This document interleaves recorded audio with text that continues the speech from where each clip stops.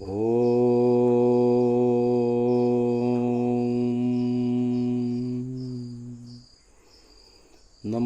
ಗೋಭ್ಯಃ ಶ್ರೀಮತೀಭ್ಯಃ ಸೌರಭೇಯೀಭ್ಯ ಏವ ಚ ನಮೋ ಬ್ರಹ್ಮಸುತಾಭ್ಯಶ್ಚಭ್ಯ ಪವಿತ್ರಾಭ್ಯೋ ನಮೋ ನಮಃ. ನಾನು ಗವ್ಯಸಿದ್ಧ ಆಚಾರ್ಯ ಶ್ರೀಧರ ಹುಲ್ಮನೆ 2016-17ನೇ ಸಾಲಿನಲ್ಲಿ ಕಾಂಚೀಪುರಂನ ಬಳಿಯಲ್ಲಿ ಸ್ಥಾಪನೆಗೊಂಡಿರುವ ಪಂಚಗವ್ಯ ವಿದ್ಯಾಪೀಠದಲ್ಲಿ ಅಧ್ಯಯನ ಮಾಡಿ ಗವ್ಯಸಿದ್ಧ ಡಾಕ್ಟರ್ ಪದವಿಯನ್ನು ಪಡೆದೆ. ಅದಕ್ಕೂ ಹಲವಾರು ವರ್ಷ ಹಿಂದಿನಿಂದಲೂ ನನ್ನ ಗುರುಗಳು ದೇಶದ ವಿವಿಧ ಪ್ರದೇಶಗಳಲ್ಲಿ ಪ್ರವಾಸ ಮಾಡುತ್ತಾ ಗೋಕಥಾ ಪ್ರವಚನವನ್ನು ಮಾಡುತ್ತಿರುವರು. 2023ರಲ್ಲಿ ಬಾಗಲಕೋಟೆಯಲ್ಲಿ ನಡೆದ ಗೋಸಂಗಮ ಕಾರ್ಯಕ್ರಮದಲ್ಲಿ ನನ್ನ ಗುರುಗಳು ಆತ್ಮೀಯವಾಗಿ ನನಗೆ ತಮ್ಮ 2016ರಲ್ಲಿ ಮೋರ್ವಿ ಗುಜರಾತ್ನಲ್ಲಿ ನೀಡಿರುವ ಪ್ರವಚನವನ್ನು ಕನ್ನಡ ಭಾಷೆಯಲ್ಲಿ ಧ್ವನಿ ರೂಪದಲ್ಲಿ ತರುವಂತೆ ಪ್ರೇರೇಪಿಸಿದರು. ಅವರ ಇಚ್ಛೆಯನ್ನು ಈಡೇರಿಸುವ ಭಾಗ್ಯ ನನ್ನದಾಗಲಿ ಎಂದು ಪ್ರಯತ್ನ ಮಾಡುತ್ತಿದ್ದೇನೆ. ಅವರ ಭಾಷಣಗಳು 5 ದಿನಗಳದ್ದಾಗಿದ್ದು ಪ್ರತಿಯೊಂದು ಸುಮಾರು 2 ಗಂಟೆಗಳದ್ದಾಗಿವೆ. ಇಷ್ಟು ದೊಡ್ಡ ಕಾರ್ಯವನ್ನು ಭಾಗಗಳಲ್ಲಿ ಒಂದೊಂದು ಭಾಗವನ್ನು ಬಹುಶಃ 10 ನಿಮಿಷಗಳಷ್ಟನ್ನಾದರೂ ಮುದ್ರಣ ಮಾಡಿ ಆಸಕ್ತರಿಗೆ ದೊರಕಿಸಲು ಪ್ರಯತ್ನಿಸುತ್ತೇನೆ. ಗುಜರಾತ್ ರಾಜ್ಯದ ಮೋರ್ವಿ ಪಟ್ಟಣದಲ್ಲಿ 2016ರಲ್ಲಿ ಶ್ರೀಯುತ ನಿರಂಜನ್ ಭಾಯಿ ವರ್ಮಾರವರು ನೀಡಿದ ಪ್ರವಚನದ ಕನ್ನಡ ಅನುವಾದ ಧ್ವನಿ ರೂಪವನ್ನು ಮುದ್ರಿಸುತ್ತಿದ್ದೇನೆ. ಮೊದಲನೇ ದಿನ ಆರಂಭ ಗೋಸ್ತೋತ್ರದೊಂದಿಗೆ. ನಮೋ ಗೋಭ್ಯಃ ಶ್ರೀಮತೀಭ್ಯಃ ಸೌರಭೇಯೀಭ್ಯ ಏವ ಚ ನಮೋ ಬ್ರಹ್ಮಸುತಾಭ್ಯಶ್ಚಭ್ಯ ಪವಿತ್ರಾಭ್ಯೋ ನಮೋ ನಮಃ. ಇದರ ಅರ್ಥವೇನೆಂದರೆ, ನಮ್ಮ ಗೋಮಾತೆಯರು ಬಹಳ ಸನ್ಮಾನನೀಯರು, ಸೂರ್ಯದೇವನ ಪ್ರತಿನಿಧಿಗಳು. ನಮ್ಮ ಗೋಮಾತೆಯರು ಸೃಷ್ಟಿಯ ರಚನಾಕಾರನಾದ ಬ್ರಹ್ಮನ ಪುತ್ರಿಯರು. ಇಂತಹ ಪರಮ ಆದರಣೀಯ ಗೋಮಾತೆಯರಿಗೆ 108 ನಮಸ್ಕಾರಗಳು. ಪರಮ ಆದರಣೀಯ ಬಾಬಾ ಶಿವಕೃಪಾ ಸ್ವಾಮೀಜಿ ಮಹಾರಾಜ್ ಮತ್ತು ಅವರ ಸಾಧಕ ಸಹಯೋಗಿಗಳ ಪ್ರಯಾಸದಿಂದ ಆಯೋಜನೆಗೊಂಡಿರುವ ಈ ಗೋಕಥಾ ಕಾರ್ಯಕ್ರಮಕ್ಕಾಗಿ ತಮ್ಮೆಲ್ಲರಿಗೆ ಆಭಾರಿಯಾಗಿರುವೆನೆಂದು ಹೇಳಲಿಚ್ಛಿಸುತ್ತೇನೆ. ಕಳೆದ ಹಲವು ವರ್ಷಗಳವರೆಗೂ ಭಾರತ ಭೂಮಿಯ ಮೇಲೆ ಗೋಮಾತೆಯ ಮಹಿಮೆಯ ಕಥೆಯು ಆಧ್ಯಾತ್ಮಿಕ ಸ್ವರೂಪದಿಂದ ಆಗುತ್ತಿತ್ತು. ಶತಶತಮಾನಗಳಿಂದಲೂ ನಮ್ಮ ದೇಶದ ಮೇಲೆ ವಿದೇಶಿಯರ ಆಕ್ರಮಣಗಳು ನಡೆದುಕೊಂಡೇ ಬರುತ್ತಿತ್ತು. ಇಂದಿಗೂ ಆ ಆಕ್ರಮಣವು ಅಪ್ರತ್ಯಕ್ಷ ರೂಪದಿಂದ ಜಾರಿಯಲ್ಲಿಯೇ ಇದೆ. ಆ ಎಲ್ಲ ಆಕ್ರಮಣಗಳ ಹೊಡೆತವನ್ನು ತಡೆದುಕೊಳ್ಳುತ್ತಲೇ ನಮ್ಮ ಗೋಮಾತೆಯೇ ನಮ್ಮ ಮನಸ್ಸಿನಲ್ಲಿ ಪೂಜನೀಯಳಾಗಿಯೇ ಉಳಿದುಕೊಂಡಿದ್ದಾಳೆ. ಈ ತಾಯಿಯನ್ನು ಕುರಿತಾದ ಸನ್ಮಾನ, ಆದರ, ಗೌರವ ಭಾವಗಳು ನಮ್ಮ ಮನಸ್ಸಿನಲ್ಲಿ ಕಡಿಮೆಯಾಗಿಲ್ಲ. ಅದು ಕೂಡ ಆಕೆಯ ಪ್ರತಾಪವೇ ಆಗಿದೆ. ಪ್ರಪಂಚದ ಅತ್ಯಂತ ಪುರಾತನ ವಿಜ್ಞಾನ ಗ್ರಂಥ ಅಥವಾ ಭೂಗೋಳ ಮಾಹಿತಿ ಎಂದರೆ ಅದು ಋಗ್ವೇದವಾಗಿದೆ. ಈ ಋಗ್ವೇದದಲ್ಲಿ ಈ ಸೃಷ್ಟಿಯ ನಿರ್ಮಾಣದಿಂದ ಹಿಡಿದು ಪ್ರಳಯದವರೆಗಿನ ಕಥೆ ಇದೆ. ನಮ್ಮ ಸೌರಮಂಡಲವು ಅಂದರೆ ಸೂರ್ಯನ ಭೂಮಿಯಾದಿ ಪರಿವಾರವು ಹೇಗೆ 2 ದೊಡ್ಡ ನಕ್ಷತ್ರಗಳ ಘರ್ಷಣೆಯಿಂದ ಉತ್ಪತ್ತಿಯಾಯಿತು, ಮುಂದೆ ಸೂರ್ಯನ ಚುಂಬಕೀಯ ಶಕ್ತಿಯು ನಿಧಾನವಾಗಿ ಕಡಿಮೆಯಾಗುತ್ತಾ ಕೊನೆಗೊಂದು ದಿನ ಸೌರಮಂಡಲವೆಲ್ಲವೂ ಒಂದು ಪ್ರಳಯದಲ್ಲಿ ಕರಗಿ ಹೋಗುತ್ತದೆ ಎನ್ನುವುದೆಲ್ಲವನ್ನು, ಹಿಂದೆ ನಡೆದುದು ಮತ್ತು ಮುಂದೆ ಘಟಿಸಲಿರುವ ಎಲ್ಲವನ್ನು ಋಗ್ವೇದದಲ್ಲಿ ತಿಳಿಸಲಾಗಿದೆ. ಅಂತಹ ವಿಜ್ಞಾನದ ಭಂಡಾರವಾಗಿರುವ ಋಗ್ವೇದದಲ್ಲಿ ಯಥೋಗಾವಸ್ತಥೋ ವಯಂ ಅಂದರೆ ಈ ಪ್ರಪಂಚ ಮತ್ತು ಅದರಲ್ಲಿರುವ ನಾವು ಮನುಷ್ಯರು ಅಸ್ತಿತ್ವದಲ್ಲಿದ್ದೇವೆ. ಇದಕ್ಕೆ ಕಾರಣವೆಂದರೆ ಭೂಮಿಯ ಮೇಲೆ ಗೋಮಾತೆ ಇದ್ದಾಳೆ. ಗೋಮಾತೆಯ ಕೃಪೆಯಿಂದಲೇ ಮನುಷ್ಯನು ಭೂಮಿಯ ಮೇಲೆ ವಾಸವಾಗಿದ್ದಾನೆ. ಗೋಮಾತೆಯಿಂದಾಗಿಯೇ ಎಲ್ಲವೂ ಇವೆ. ಗೋಮಾತೆ ಇರುವುದರಿಂದಲೇ ಮನುಷ್ಯನಲ್ಲಿ ಚೈತನ್ಯವಿದೆ, ಸಂಸ್ಕಾರವಿದೆ, ಪರಿವಾರದೊಂದಿಗೆ ಇರುವ ಗುಣವಿದೆ. ಇವೆಲ್ಲವೂ ಇವೆ ಏಕೆಂದರೆ ಗೋಮಾತೆ ಇದ್ದಾಳೆ. ಈ ಧಾರಣೆ, ಈ ವಿಜ್ಞಾನವನ್ನು ಶತಶತಮಾನಗಳಿಂದ ನಮಗೆ ತಿಳಿದಿದೆ, ಅನುಸರಿಸುತ್ತಾ ಬಂದಿದ್ದೆವು. ಕಳೆದ 200-250 ವರ್ಷಗಳ ಹಿಂದೆ ಒಂದು ಹೊಸ ವಿಜ್ಞಾನದ ಶಾಖೆ ಹೊರಟಿದೆ. ಈ ವಿಜ್ಞಾನವನ್ನು ನಾವು ಭೌತಿಕ ವಿಜ್ಞಾನ ಎಂದು ಕರೆಯುತ್ತೇವೆ. ವಿಜ್ಞಾನದ ಈ ಶಾಖೆಯು ನಮಗೆ ಅನೇಕ ಅನುಕೂಲತೆಗಳನ್ನು ಒದಗಿಸಿಕೊಟ್ಟಿದೆ. ಆದರೆ ನಾವು ಯಾವ ಭೂಮಿಯ ಮೇಲೆ ವಾಸವಾಗಿದ್ದೇವೆಯೋ ಆ ಭೂಮಿಯ ಆಯಸ್ಸು ಹೆಚ್ಚಿಸುವುದು ಈ ಶಾಖೆಯ ಉದ್ದೇಶವಾಗಿಲ್ಲ. ಈ ವಿಜ್ಞಾನದ ಹುಟ್ಟಿನಿಂದ ನಮ್ಮ ಗೋವಿನ ಮಹಿಮೆ ಕುಂಠಿತವಾಗತೊಡಗಿದೆ. ಅದು ಎಷ್ಟರ ಮಟ್ಟಿಗೆ ಮುಂದುವರೆದಿದೆ ಎಂದರೆ ಭಾರತ ಭೂಮಿಯ ಮೇಲೆಯೇ ಗೋಮಾತೆಯ ಅಸ್ತಿತ್ವವೇ ಅಪಾಯದಲ್ಲಿದೆ. ಇದನ್ನು ತಿಳಿದುಕೊಳ್ಳಲು ನಾನು ಒಂದು ಐತಿಹಾಸಿಕ ದಾಖಲೆಯ ಬಗ್ಗೆ ಪ್ರಸ್ತಾಪ ಮಾಡುತ್ತೇನೆ. ನಮ್ಮ ದೇಶ ಸುಮಾರು 700 ವರ್ಷಗಳಿಂದ ಗುಲಾಮವಾಗಿದೆ. 68 ವರ್ಷಗಳ ಹಿಂದೆ ನಮಗೆ ಪ್ರತ್ಯಕ್ಷ ಗುಲಾಮಗಿರಿಯಿಂದ ಮುಕ್ತಿ ದೊರೆಯಿತು. 1947ರ ಸಾಲಿನಲ್ಲಿ ಅಂಗ್ರೇಜರು ಭಾರತ ಭೂಮಿಯನ್ನು ಬಿಟ್ಟು ಇಂಗ್ಲೆಂಡ್ಗೆ ಹಿಂದಿರುಗಿದರು. ಅಂಗ್ರೇಜರು ಹಿಂದಿರುಗುವುದಕ್ಕೆ 2 ವರ್ಷಗಳ ಹಿಂದೆ ಒಂದು ಸರ್ವೇಕ್ಷಣ ನಡೆಸಿದ್ದರು. ಭಾರತ ಭೂಮಿಯ ಮೇಲೆ ಎಷ್ಟು ನದಿಗಳಿವೆ, ಎಷ್ಟು ಹಳ್ಳಗಳಿವೆ, ಎಷ್ಟು ಬೆಟ್ಟ ಗುಡ್ಡಗಳಿವೆ, ಎಷ್ಟು ಗ್ರಾಮಗಳಿವೆ, ಎಷ್ಟು ಶಾಲೆಗಳಿವೆ ಹಾಗೂ ಎಷ್ಟು ಪಶುಧನ ಇದೆ ಎಂಬ ಎಲ್ಲ ದಾಖಲೆಗಳನ್ನು ಅವರು ಸಂಗ್ರಹಿಸಿಟ್ಟಿದ್ದರು. ಅವರ ಈ ದಾಖಲೆಗಳನ್ನು ನಾವು ಒಪ್ಪುವುದಾದರೆ ಆ ದಾಖಲೆಯ ಪ್ರಕಾರ ಭಾರತ ದೇಶದಲ್ಲಿ 1947ರಲ್ಲಿ ಗೋವುಗಳ ಸಂಖ್ಯೆ 32 ಕೋಟಿ ಹಾಗೂ ಮನುಷ್ಯರ ಸಂಖ್ಯೆ 34 ಕೋಟಿಯಾಗಿತ್ತು. ಸರಾಸರಿ ಹೇಳುವುದಾದರೆ 1947ರವರೆಗೂ ಭಾರತದಲ್ಲಿ ಒಬ್ಬ ಮನುಷ್ಯನಿಗೆ ಒಂದು ಗೋವು ಎಂಬಂತೆ ಗೋಧನ ಇತ್ತು. ಆಗಿನ ಭಾರತದ ಆರ್ಥಿಕ ಪರಿಸ್ಥಿತಿ ಗಮನಿಸಿದರೆ ಭಾರತದ ₹1 ಅಮೆರಿಕೆಯ $1ಗೆ ಸಮನಾಯಿತು. ದೇಶದ ಜನರ ಆರೋಗ್ಯ ಅಥವಾ ರೋಗದ ವಿಚಾರ ಹೇಳಬೇಕೆಂದರೆ ಇಂದು ನಾವೇನು ಗಂಭೀರ ರೋಗಗಳ ಅಂದರೆ ಕ್ಯಾನ್ಸರ್, ಮಧುಮೇಹ, ಸೋರಿಯಾಸಿಸ್, ಟ್ಯೂಬರ್ಕ್ಯುಲೋಸಿಸ್ ಮುಂತಾದ ಹೆಸರುಗಳನ್ನು ತಿಳಿದಿದ್ದೇವೆ, ಅಂತಹ ರೋಗಗಳು ಇರಲೇ ಇಲ್ಲ ಅಥವಾ ಬೆರಳೆಣಿಕೆಯಷ್ಟಿದ್ದವು. ನಮ್ಮ ದೇಶ 1947ರಲ್ಲಿ ಹೀಗಿತ್ತು. ಅಂಗ್ರೇಜರು ಪ್ರತ್ಯಕ್ಷ ರೂಪದಿಂದ ಹೊರಟು ಹೋದ ಸುಮಾರು 68 ವರ್ಷಗಳ ನಂತರ ಈಗ 2016ರಲ್ಲಿ ಭಾರತದ ವಿಕಾಸ ಎಷ್ಟು ಆಗಿದೆ ಅಥವಾ ಭಾರತದ ಪತನ ಎಷ್ಟು ಆಗಿದೆ? ಈ ವಿಚಾರದ ಮೇಲೆ ಮಾತನಾಡುವುದಾದರೆ ಭಾರತದಲ್ಲಿ ಇಂದಿನ ಗೋಸಂಖ್ಯೆ ಕೇವಲ 3 ಕೋಟಿ ಉಳಿದುಕೊಂಡಿದೆ. ಮನುಷ್ಯರ ಸಂಖ್ಯೆ ಹೆಚ್ಚಿ 127 ಕೋಟಿ ತಲುಪಿದೆ. 127ಅನ್ನು 3ರಿಂದ ಭಾಗ ಮಾಡಿದರೆ ಅದು ಸುಮಾರು 45 ಪಟ್ಟು ಎನ್ನಬಹುದು.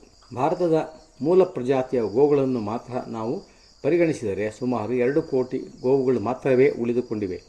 ನಮ್ಮ ದೇಶದಲ್ಲಿ ಹಿಂದೆ ಸುಮಾರು 350 ಪ್ರಜಾತಿ ಗೋವುಗಳಿದ್ದವು. ಅವುಗಳಲ್ಲಿ ಸುಮಾರು 100 ಪ್ರಜಾತಿಯ ಗೋವುಗಳು ಮಾತ್ರ ಉಳಿದಿವೆ. ಅನ್ಯ ಪ್ರಜಾತಿಯ ಗೋವುಗಳ ತಳಿಗಳು ಸಂಪೂರ್ಣವಾಗಿ ಸಮಾಪ್ತವಾಗಿ ಹೋಗಿವೆ. ಭಾರತೀಯ ಮೂಲ ಪ್ರಜಾತಿಯ ಗೋವುಗಳಾದರೆ ಪ್ರತ್ಯೇಕ 65 ಜನರಿಗೆ ಒಂದು ಗೋವು ಎಂಬಂತೆ ಅನುಪಾತವಿದೆ. ಇದನ್ನೇ ಆರ್ಥಿಕ ಪರಿಸ್ಥಿತಿಯಲ್ಲಿ ಅನುಮಾನಿಸಿದರೆ $1 ಕೊಳ್ಳಲು ₹65 ಕೊಡಬೇಕಾಗಿದೆ. ಅಂದರೆ ನಮ್ಮ ದೇಶದಲ್ಲಿ ಗೋಸಂಖ್ಯೆಯ ಅನುಪಾತದಲ್ಲಿಯೇ ಆರ್ಥಿಕ ಸ್ಥಿತಿ ಕುಸಿದಿದೆ. ಪಶುಧನವು ದುರ್ಬಲವಾಗುತ್ತಿದ್ದಂತೆಯೇ ದೇಶದ ಆರ್ಥಿಕತೆಯು ದುರ್ಬಲವಾಗಿದೆ. ನಮ್ಮ ಮತ್ತು ಗೋವಿನ ಸಂಬಂಧ ಕೇವಲ ಅರ್ಥ ಅಂದರೆ ಹಣದೊಂದಿಗೆ ಅಲ್ಲ ಅಥವಾ ಚಿಕಿತ್ಸೆಯೊಂದಿಗೆ ಮಾತ್ರ ಅಲ್ಲ. ಮನುಷ್ಯನ ಜೀವನದ ಪ್ರತಿಯೊಂದು ಅಂಗದೊಂದಿಗೂ ಗೋವಿನ ಸಂಬಂಧವಿದೆ. ಈ ವಿಷಯವನ್ನು ಇಂದಿನ ವಿಜ್ಞಾನ ಯುಗದ ದೃಷ್ಟಿಯಿಂದ ನಿರೂಪಣೆ ಮಾಡಲು ಭಾರತದ ಅನೇಕ ರಾಜ್ಯಗಳ ಅನೇಕ ಕ್ಷೇತ್ರಗಳಲ್ಲಿ ಮಹಾರಾಷ್ಟ್ರ ಮತ್ತು ಜಾರ್ಖಂಡದ ಕೆಲವು ಭಾಗಗಳು ಪ್ರಮುಖವಾಗಿವೆ. ನಾವು ಒಂದು ಸರ್ವೇಕ್ಷಣಾ ಕಾರ್ಯವನ್ನು ನಡೆಸಿದೆವು. ಈ ಕಾರ್ಯಕ್ಕೆ ಆಯ್ಕೆ ಮಾಡಿಕೊಂಡ ಪ್ರದೇಶದಲ್ಲಿ ಭೂಗರ್ಭದ ನೀರಿನ ಮಟ್ಟ ಬಹಳ ಕೆಳಗೆ ಇಳಿದು ಹೋಗಿರುವ ಪ್ರದೇಶಗಳಾಗಿರುವು ಅಥವಾ ಆ ಪ್ರದೇಶಗಳಲ್ಲಿ ಆಗಾಗ್ಗೆ ಬರಗಾಲ ತೋರುತ್ತಿರುತ್ತವೆ. ಮಹಾರಾಷ್ಟ್ರದ ಮತ್ತು ಜಾರ್ಖಂಡದ ಆ ಪ್ರದೇಶಗಳಲ್ಲಿ ಕಳೆದ 30 ವರ್ಷಗಳ ಹಿಂದೆ ಭೂಗರ್ಭದ ನೀರಿನ ಮಟ್ಟ ಎಷ್ಟಿತ್ತು ಮತ್ತು ಆ ಪ್ರದೇಶದಲ್ಲಿ ದೇಶಿ ಪ್ರಜಾತಿಯ ಗೋವುಗಳ ಸಂಖ್ಯೆ ಅಂದಿನ ಕಾಲದಲ್ಲಿ ಎಷ್ಟಿತ್ತು ಎಂದು ವಿಚಾರ ಸಂಗ್ರಹಿಸಿದವು. ಈ ಸರ್ವೇಕ್ಷಣವು 3 ವರ್ಷಗಳಲ್ಲಿ ಅನೇಕ ಚರಣಗಳಲ್ಲಿ 30 ವರ್ಷಗಳ ಹಿಂದೆ, 20 ವರ್ಷಗಳ ಹಿಂದೆ, 10 ವರ್ಷಗಳ ಹಿಂದೆ ಮತ್ತು ವರ್ತಮಾನದ ಸಮಯದಲ್ಲಿನ ಪರಿಸ್ಥಿತಿಯ ಮಾಹಿತಿ ಸಂಗ್ರಹದೊಂದಿಗೆ ಪೂರ್ಣಗೊಂಡಿತು. ಈ ಎಲ್ಲ ಮಾಹಿತಿಗಳನ್ನು ಸಂಗ್ರಹ ಮಾಡಿಕೊಂಡು ಸಮ್ಮಿಳಿತವಾದ ಒಂದು ಗ್ರಾಫನ್ನು ಸಿದ್ಧಪಡಿಸಿದಾಗ ತಿಳಿದು ಬಂದ ವಿಚಾರವೆಂದರೆ ನಮ್ಮ ದೇಶದ ಈ ಪ್ರದೇಶಗಳಲ್ಲಿ ದೇಶೀ ಗೋವುಗಳ ಸಂಖ್ಯೆ ಕಡಿಮೆಯಾಗುತ್ತಿದ್ದ ಅನುಪಾತದಲ್ಲಿಯೇ ಅಲ್ಲಿನ ಭೂಗರ್ಭದ ನೀರೂ ಸಹ ಕೆಳಸ್ಥಳಕ್ಕೆ ಇಳಿದು ಹೋಗಿದೆ. ಈ ಅಂಕಿಅಂಶಗಳು ನಮ್ಮ ದೇಶೀ ಗೋವುಗಳ ಇರುವಿಕೆ ಭೂಗರ್ಭದ ನೀರಿನ ಮಟ್ಟಕ್ಕೆ ನೇರವಾಗಿ ಸಂಬಂಧಿಸಿದೆ ಎಂಬುದನ್ನು ನಿರೂಪಿಸುತ್ತದೆ. ವರ್ತಮಾನ ಕಾಲದಲ್ಲಿ ಆ ಪ್ರದೇಶಗಳಲ್ಲಿ ಭೂಗರ್ಭದ ನೀರಿನ ಮಟ್ಟ ಸುಮಾರು 150ರಿಂದ 200 ಅಡಿಗಳಷ್ಟು ಕೆಳಗಡೆ ಇದೆ. ಈ ಕಾರಣದಿಂದಾಗಿ ಆ ಪ್ರದೇಶಗಳಲ್ಲಿ ಭೂಮಿಯ ಮೇಲೆ ದೊಡ್ಡ ಮರಗಳ ಸಂಖ್ಯೆ ಇಳಿಮುಖವಾಗಿದೆ. ದೊಡ್ಡ ಮರಗಳೆಂದು ತಿಳಿಯಲಾಗುವ ಅರಳಿ ಮರ, ಆಲದ ಮರ, ಬೇವು, ಆಮಲ ಇತ್ಯಾದಿಗಳ ಆಯಸ್ಸು 300ರಿಂದ 350 ವರ್ಷಗಳಾಗಿರುತ್ತವೆ. ಚೆನ್ನಾಗಿ ಆರೈಕೆ ಹೊಂದಿದ್ದರೆ 500 ವರ್ಷಗಳ ಕಾಲವೂ ಇರುತ್ತದೆ. ಈ ಮರಗಳ ಬೇರು ಭೂಮಿಯ ಕೆಳಗಡೆ 150ರಿಂದ 200 ಅಡಿ ಕೆಳಗಿನವರೆಗೂ ಇಳಿಯುತ್ತದೆ. ಭೂಗರ್ಭದ ನೀರಿನ ಮಟ್ಟ ಅದಕ್ಕಿಂತ ಕೆಳಗೆ ಇಳಿದು ಹೋದರೆ ಈ ಮರಗಳು ತಮ್ಮನ್ನು ಕಾಪಾಡಿಕೊಳ್ಳಲಾರವು. ಒಂದರ ಹಿಂದೆ ಒಂದೆಂದು 3 ವರ್ಷಗಳ ಕಾಲ ಮಳೆ ಬಾರದೆ ಬರ ಪರಿಸ್ಥಿತಿ ಉಂಟಾದರೆ ಈ ಮರಗಳು ನಷ್ಟಗೊಳ್ಳುವವು. ನಾವು ನಡೆಸಿದ ಅಧ್ಯಯನದಲ್ಲಿ ತಿಳಿದು ಬಂದದ್ದೇನೆಂದರೆ, ಒಂದು ಕಾಲದಲ್ಲಿ ಈ ಪ್ರದೇಶಗಳು ಹಸಿರಿನಿಂದ ತುಂಬಿ ಕಂಗೊಳಿಸುತ್ತಿದ್ದವು. ಆಗ ಈ ಪ್ರದೇಶದಲ್ಲಿ ಪ್ರತ್ಯೇಕ ಗ್ರಾಮಗಳಲ್ಲಿ ಸುಮಾರು 3000ಕ್ಕೂ ಹೆಚ್ಚು ಗೋವುಗಳು ಇರುತ್ತಿದ್ದವು. ಕಾಲಕ್ರಮೇಣ ಗೋವುಗಳ ಸಂಖ್ಯೆಯಲ್ಲಿ ಬದಲಾವಣೆ ಕಂಡಿದೆ. ಅದು ಇಳಿದು ಈಗ ವರ್ತಮಾನ ಕಾಲದಲ್ಲಿ 10ರವರೆಗೆ ಬಂದಿದೆ. ಕೇವಲ ಸಂಖ್ಯೆ 10. ಈ ಕಾರಣದಿಂದಾಗಿಯೇ ಈ ಪ್ರದೇಶಗಳು ಪ್ರತಿ ವರ್ಷವೂ ಬರಗಾಲದ ಏಟನ್ನು ಸಹಿಸುತ್ತಿವೆ. ಮಳೆ ಕಡಿಮೆಯಾಗಿದೆ, ಮರಗಳು ಒಣಗಿ ಹೋಗಿವೆ, ಭೂಮಿ ನಿರ್ಜಲವಾಗಿದೆ. ಗೋವು ಮತ್ತು ಅದರ ಸಂಬಂಧ ಭೂಜಲದೊಂದಿಗೆ ಇದೆ. ಇದು ನನಗೆ ಅರಿವಿಗೆ ಬಂದದ್ದು ನಾನು ಹಿಂದೊಮ್ಮೆ ಪಂಜಾಬ್ನಲ್ಲಿ ಹೋದಾಗ ಅನೇಕ ದೇವಾಲಯಗಳಲ್ಲಿ ಮತ್ತು ಹಲವು ಗುರುದ್ವಾರಗಳಲ್ಲಿಯೂ ಸಹ ಗೋವಿನ ಒಂದು ಚಿತ್ರವು ಕಂಡಿತ್ತು. ನಿಮ್ಮ ಗುಜರಾತ್ನಲ್ಲಿಯೂ ಬಹಳಷ್ಟು ದೇವಸ್ಥಾನಗಳಲ್ಲಿ ಈ ಗೋವಿನ ಚಿತ್ರ ಇರುತ್ತದೆ. ಈ ಚಿತ್ರದಲ್ಲಿ ಗೋವಿನ ದೇಹದಲ್ಲಿ 33 ದೇವತೆಗಳ ಚಿತ್ರಗಳನ್ನು ಚಿತ್ರಿಸಲಾಗಿದೆ. ಈ ಚಿತ್ರಕ್ಕೆ ಸಂಬಂಧಿಸಿದಂತೆ ಒಂದು ಕಥೆ ಹೇಳುತ್ತಾರೆ. ಗೋವಿನ ದೇಹದಲ್ಲಿ 33 ಕೋಟಿ ದೇವತೆಗಳಿರುವರು. 33 ಕೋಟಿ ಎನ್ನುವಾಗ ಕೋಟಿ ಸಂಖ್ಯೆಯಲ್ಲದೆ ಕೋಟಿ ಎನ್ನುವುದಕ್ಕೆ ಇನ್ನೊಂದು ಅರ್ಥ ಉತ್ತಮ, ಉತ್ಕೃಷ್ಟ, ಸಂಪೂರ್ಣ ಎಂದೂ ಇದೆ. ಇದು ಸಂಸ್ಕೃತ ಶಬ್ದದಲ್ಲಿ ಒಂದು ಶಬ್ದಕ್ಕೆ ಹಲವು ಅರ್ಥಗಳು ಬರುತ್ತವೆ ಎಂಬುದರ ಉದಾಹರಣೆ. ಈ ಚಿತ್ರಗಳನ್ನು ಗಮನಿಸಿದರೆ ಗೋಮಾತೆಯ ಕಾಲಿನ ಗೊರಸಿನ ಬಳಿ ನದಿಗಳ ಚಿತ್ರ ಕಾಣಸಿಗುತ್ತದೆ. ನಾವು ಉತ್ತರ ಭಾರತದಲ್ಲಿ ದೊರೆಯುವ ಚಿತ್ರಗಳನ್ನು ಗಮನಿಸಿದರೆ ಉತ್ತರ ಭಾರತದಲ್ಲಿನ ನದಿಗಳ ಹೆಸರನ್ನು ಇಲ್ಲಿ ಕಾಣಿಸಲಾಗಿರುತ್ತದೆ. ಮಧ್ಯ ಭಾರತದಲ್ಲಿ, ದಕ್ಷಿಣ ಭಾರತದಲ್ಲಿನ ಚಿತ್ರಗಳಲ್ಲಿ ಆ ಪರಿಸರದ ಮುಖ್ಯ ನದಿಗಳ ಹೆಸರುಗಳನ್ನು ಕಾಣಬಹುದು. ಇದರಿಂದ ನನಗೆ ನಮ್ಮ ಗೋಮಾತೆಯ ಕಾಲುಗಳು ಭೂಗರ್ಭದ ನೀರಿನೊಂದಿಗೆ ಸಂಬಂಧವನ್ನು ಹೊಂದಿರಬೇಕು ಎನ್ನಿಸಿತು. ಈ ದೃಷ್ಟಿಯನ್ನಿರಿಸಿಕೊಂಡು ನಾವು 100 ಪ್ರಯೋಗಗಳನ್ನು ನಡೆಸಿದೆವು. ಅದರಲ್ಲಿ ಒಂದು ಪ್ರಯೋಗವು ಭಾರತದಲ್ಲಿ ಎಲ್ಲೆಲ್ಲ ಗೋವುಗಳು ನಡೆದಾಡುತ್ತವೆ ಅಲ್ಲೆಲ್ಲ ಭೂಗರ್ಭದ ನೀರು ಬಹಳ ಮೇಲೆಯೇ ಇರುತ್ತದೆ. ಭೂಗರ್ಭದ ನೀರನ್ನು ಮೇಲಕ್ಕೆ ಸೆಳೆಯಬಲ್ಲ ಶಕ್ತಿ ಗವ್ಯಗಳಿಗೆ ಇದೆ ಎಂಬ ಮಾತನ್ನು ನಿರೂಪಣೆ ಮಾಡಿತು. ನಾವು ನಡೆಸಿದ ಪ್ರಯೋಗವನ್ನು ನೀವೂ ಸಹ ಮಾಡಿ ನೋಡಬಹುದು. ಗೋಮಯಕ್ಕೆ ನೀರನ್ನು ಸೆಳೆಯಬಲ್ಲ ಶಕ್ತಿ ಇದೆ. ಇದಕ್ಕಾಗಿ ನೀವು ಗೋಮಯ ಮತ್ತು ಗೋಮೂತ್ರವನ್ನು ಬಳಸಿ ನಿರ್ಮಿಸಿದ ಒಂದು ದಪ್ಪವಾದ ದಂಡವನ್ನು ಒಂದು ತಟ್ಟೆಯ ನೀರಿನಲ್ಲಿ ನಿಲ್ಲಿಸಿ ಇರಿಸಿ. ಈ ತಟ್ಟೆಯಲ್ಲಿನ ನೀರು ಸ್ವಲ್ಪ ಕಾಲ ಬಿಟ್ಟರೆ ದಂಡದ ಮೂಲಕ ಹೀರಲ್ಪಟ್ಟು ತಟ್ಟೆ ಖಾಲಿಯಾಗಿರುವುದನ್ನು ಕಾಣುವಿರಿ. ಗೋಮೂತ್ರ ಮತ್ತು ಗೋವರದ ಸಂಯೋಗವು ಎಷ್ಟು ವಿಶೇಷವೆಂದರೆ, ವರ್ಷ ಗೋಮಾತೆಯರು ಹುಲ್ಲುಗಾವಲಿನಲ್ಲಿ ಕಾಡಿನ ಪ್ರದೇಶದಲ್ಲಿ ಮೇಯಲು ಹೋಗಿರುವಾಗ ನೀಡಿದ ಭೂಮಿಗೆ ಬಿದ್ದ ಗೋವರ ಗೋಮೂತ್ರಗಳು ಮಳೆಗಾಲದ ನೀರಿನೊಂದಿಗೆ ಬೆರೆತು 1ನೇ ವರ್ಷ, 2ನೇ ವರ್ಷ, 3ನೇ ವರ್ಷ ಹೀಗೆ ವರ್ಷವೂ ಭೂಮಿಯ ಒಳಗಡೆ ಇಳಿಯುತ್ತಾ ಹೋಗಿ ಭೂಗರ್ಭದ ನೀರು ಅದು 200ರಿಂದ 300 ಅಥವಾ 400 ಅಥವಾ 500 ಅಡಿ ಕೆಳಗಡೆ ಇದ್ದರೂ ಯಾವ ಒಂದು ದಿನ ಗೋಮಯ ಗೋಮೂತ್ರ ಮಿಶ್ರಿತ ರಸವು ಆ ನೀರನ್ನು ತಲುಪುತ್ತದೆಯೋ ಆಗ ಆ ನೀರು ಭೂಮಿಯ ಮೇಲ್ಮೈಗೆಡೆಗೆ ಸೆಳೆಯಲ್ಪಡುತ್ತದೆ. ಹೀಗೆ ಸೆಳೆಯಲ್ಪಟ್ಟ ಭೂಗರ್ಭದ ಅಡಿಯಲ್ಲಿನ ಮರೆಯಾಗಿದ್ದ ನೀರು ಭೂಮಿಯ ಮೇಲ್ಪದರಕ್ಕೆ ಬರುತ್ತದೆ. ಹೀಗೆ ನಮ್ಮ ಗೋಮಾತೆಯ ಗೋವರ ಮತ್ತು ಗೋಮೂತ್ರಗಳು ಭೂಗರ್ಭದ ನೀರನ್ನು ಮೇಲಕ್ಕೆ ತರುತ್ತವೆ. ಈ ವಿಜ್ಞಾನವನ್ನು ನಮ್ಮ ಮಹರ್ಷಿಗಳು ಅರಿತಿದ್ದರು. ಇದನ್ನು ಅರಿತ ಮಹರ್ಷಿಗಳು ಪ್ರತ್ಯೇಕ ಗ್ರಾಮದಲ್ಲಿ ಜನರು ತಮ್ಮಲ್ಲಿ 50, 100, 200 ಅಥವಾ 500 ಗೋವುಗಳನ್ನು ಹೊಂದಿರಬೇಕು ಎಂದು ನಿಯಮವನ್ನು ಮಾಡಿದ್ದರು. ವರ್ತಮಾನ ಕಾಲದ ಜಾರ್ಖಂಡ, ಛತ್ತೀಸ್ಗಢ, ಒಡಿಶಾ ಪ್ರದೇಶದ ಗ್ರಾಮಗಳಲ್ಲಿ ಹೋಗಿ ನೋಡಿದರೆ ಅಲ್ಲಿನ ಒಬ್ಬೊಬ್ಬ ವನವಾಸಿಯ ಮನೆಯಲ್ಲಿ 100ರಿಂದ 150 ಗೋವುಗಳಿರುವು. ಒಮ್ಮೆ ಸೌಭಾಗ್ಯದಿಂದ ನನಗೆ ಅಂತಹ ಒಬ್ಬ ವನವಾಸಿಯ ಮನೆಯಲ್ಲಿ ಒಂದು ದಿನ ವಾಸ ಮಾಡುವ ಅವಕಾಶ ಬಂದಿತ್ತು. ಅಲ್ಲಿ ಕೆಲವು ವೃದ್ಧ ವನವಾಸಿಗಳನ್ನು ನಾನು, ನಿಮ್ಮ ಮನೆಯಲ್ಲಿ 100ರಿಂದ 150 ಗೋವುಗಳಿವೆ, ಇದರ ಅರ್ಥ ಏನು? ಇವುಗಳಿಂದ ನಿಮಗೆ ಎಷ್ಟು ಹಾಲು ದೊರೆಯುತ್ತದೆ?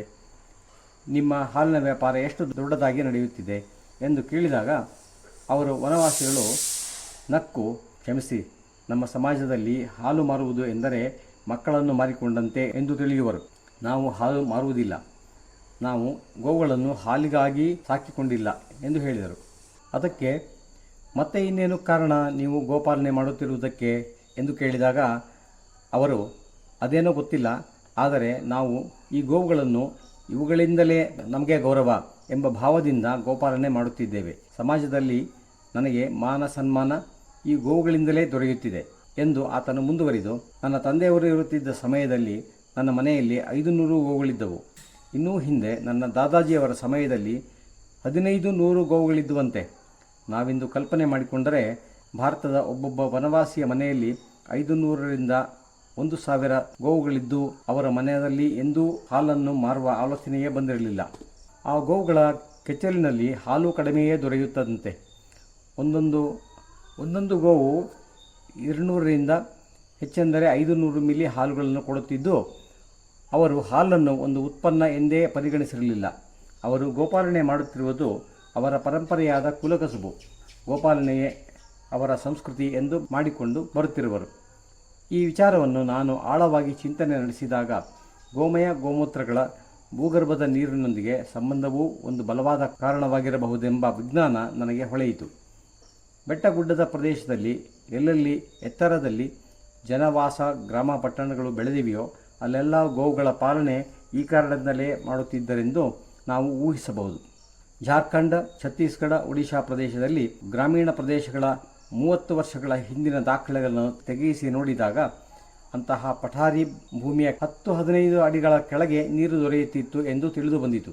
ಆಗಿನ ಕಾಲದಲ್ಲಿ ಕೃಷಿಕನ ಹೊಲದಲ್ಲಿ 1-2 ಬಾವಿಗಳಿದ್ದರೆ ಅವನನ್ನು ದೊಡ್ಡ ಕೃಷಿಕನೆಂದು ಪರಿಗಣಿಸುತ್ತಿದ್ದರು. ಯಾವಾಗಿನಿಂದ ಆ ಪ್ರದೇಶದ ಗೋವುಗಳ ಸಂಖ್ಯೆ ಕಡಿಮೆಯಾಗತೊಡಗಿತೋ ಆಗ ಒಂದು ಗ್ರಾಮದಲ್ಲಿ 10, 15, 20 ಗೋವುಗಳ ಸಂಖ್ಯೆಗೆ ಇಳಿದು ಹೋಗಿದೆ. ಈಗ ಅದೇ ಪ್ರದೇಶದಲ್ಲಿ 150ರಿಂದ 200 ಅಡಿಗಳಿಗೆ ಭೂಗರ್ಭದ ಜಲ ಇಳಿದು ಹೋಗಿದೆ. ಹೀಗೆ ನಮ್ಮ ಸರ್ವೇಕ್ಷಣವು ನಮ್ಮ ಗೋಮಾತೆ ಯಾವ ಭೂಪ್ರದೇಶದಲ್ಲಿ ವಿಚರಿಸುವಳೋ ಆ ಪ್ರದೇಶದ ಭೂಮಿಯೊಳಗಿನ ನೀರು ಕಡಿಮೆ ಆಳದಲ್ಲಿ ಇರುತ್ತದೆ ಎಂದು ನಿರೂಪಿಸಿದೆ.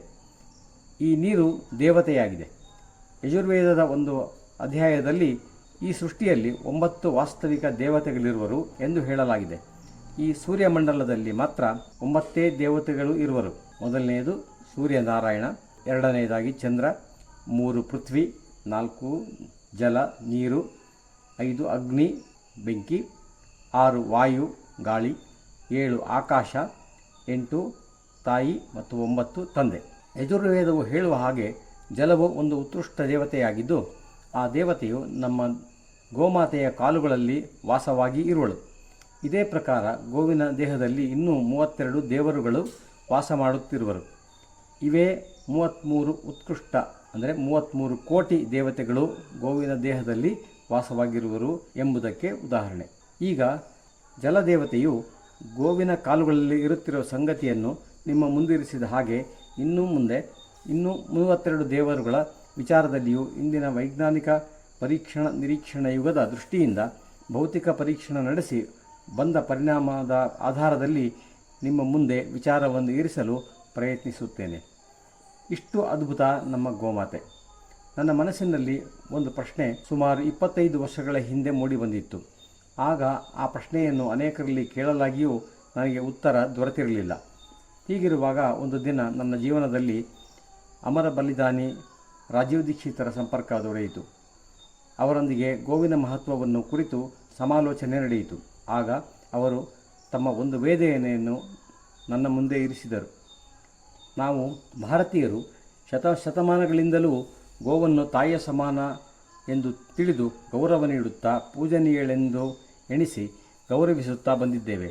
ಇಷ್ಟೊಂದು ವಿದೇಶಿಯರ ಆಕ್ರಮಣಗಳು ಆಗಿದ್ದೂ ಗೋವಿಗೆ ತಾಯಿಯ ಸ್ಥಾನ ನೀಡಿದ್ದೇವೆ.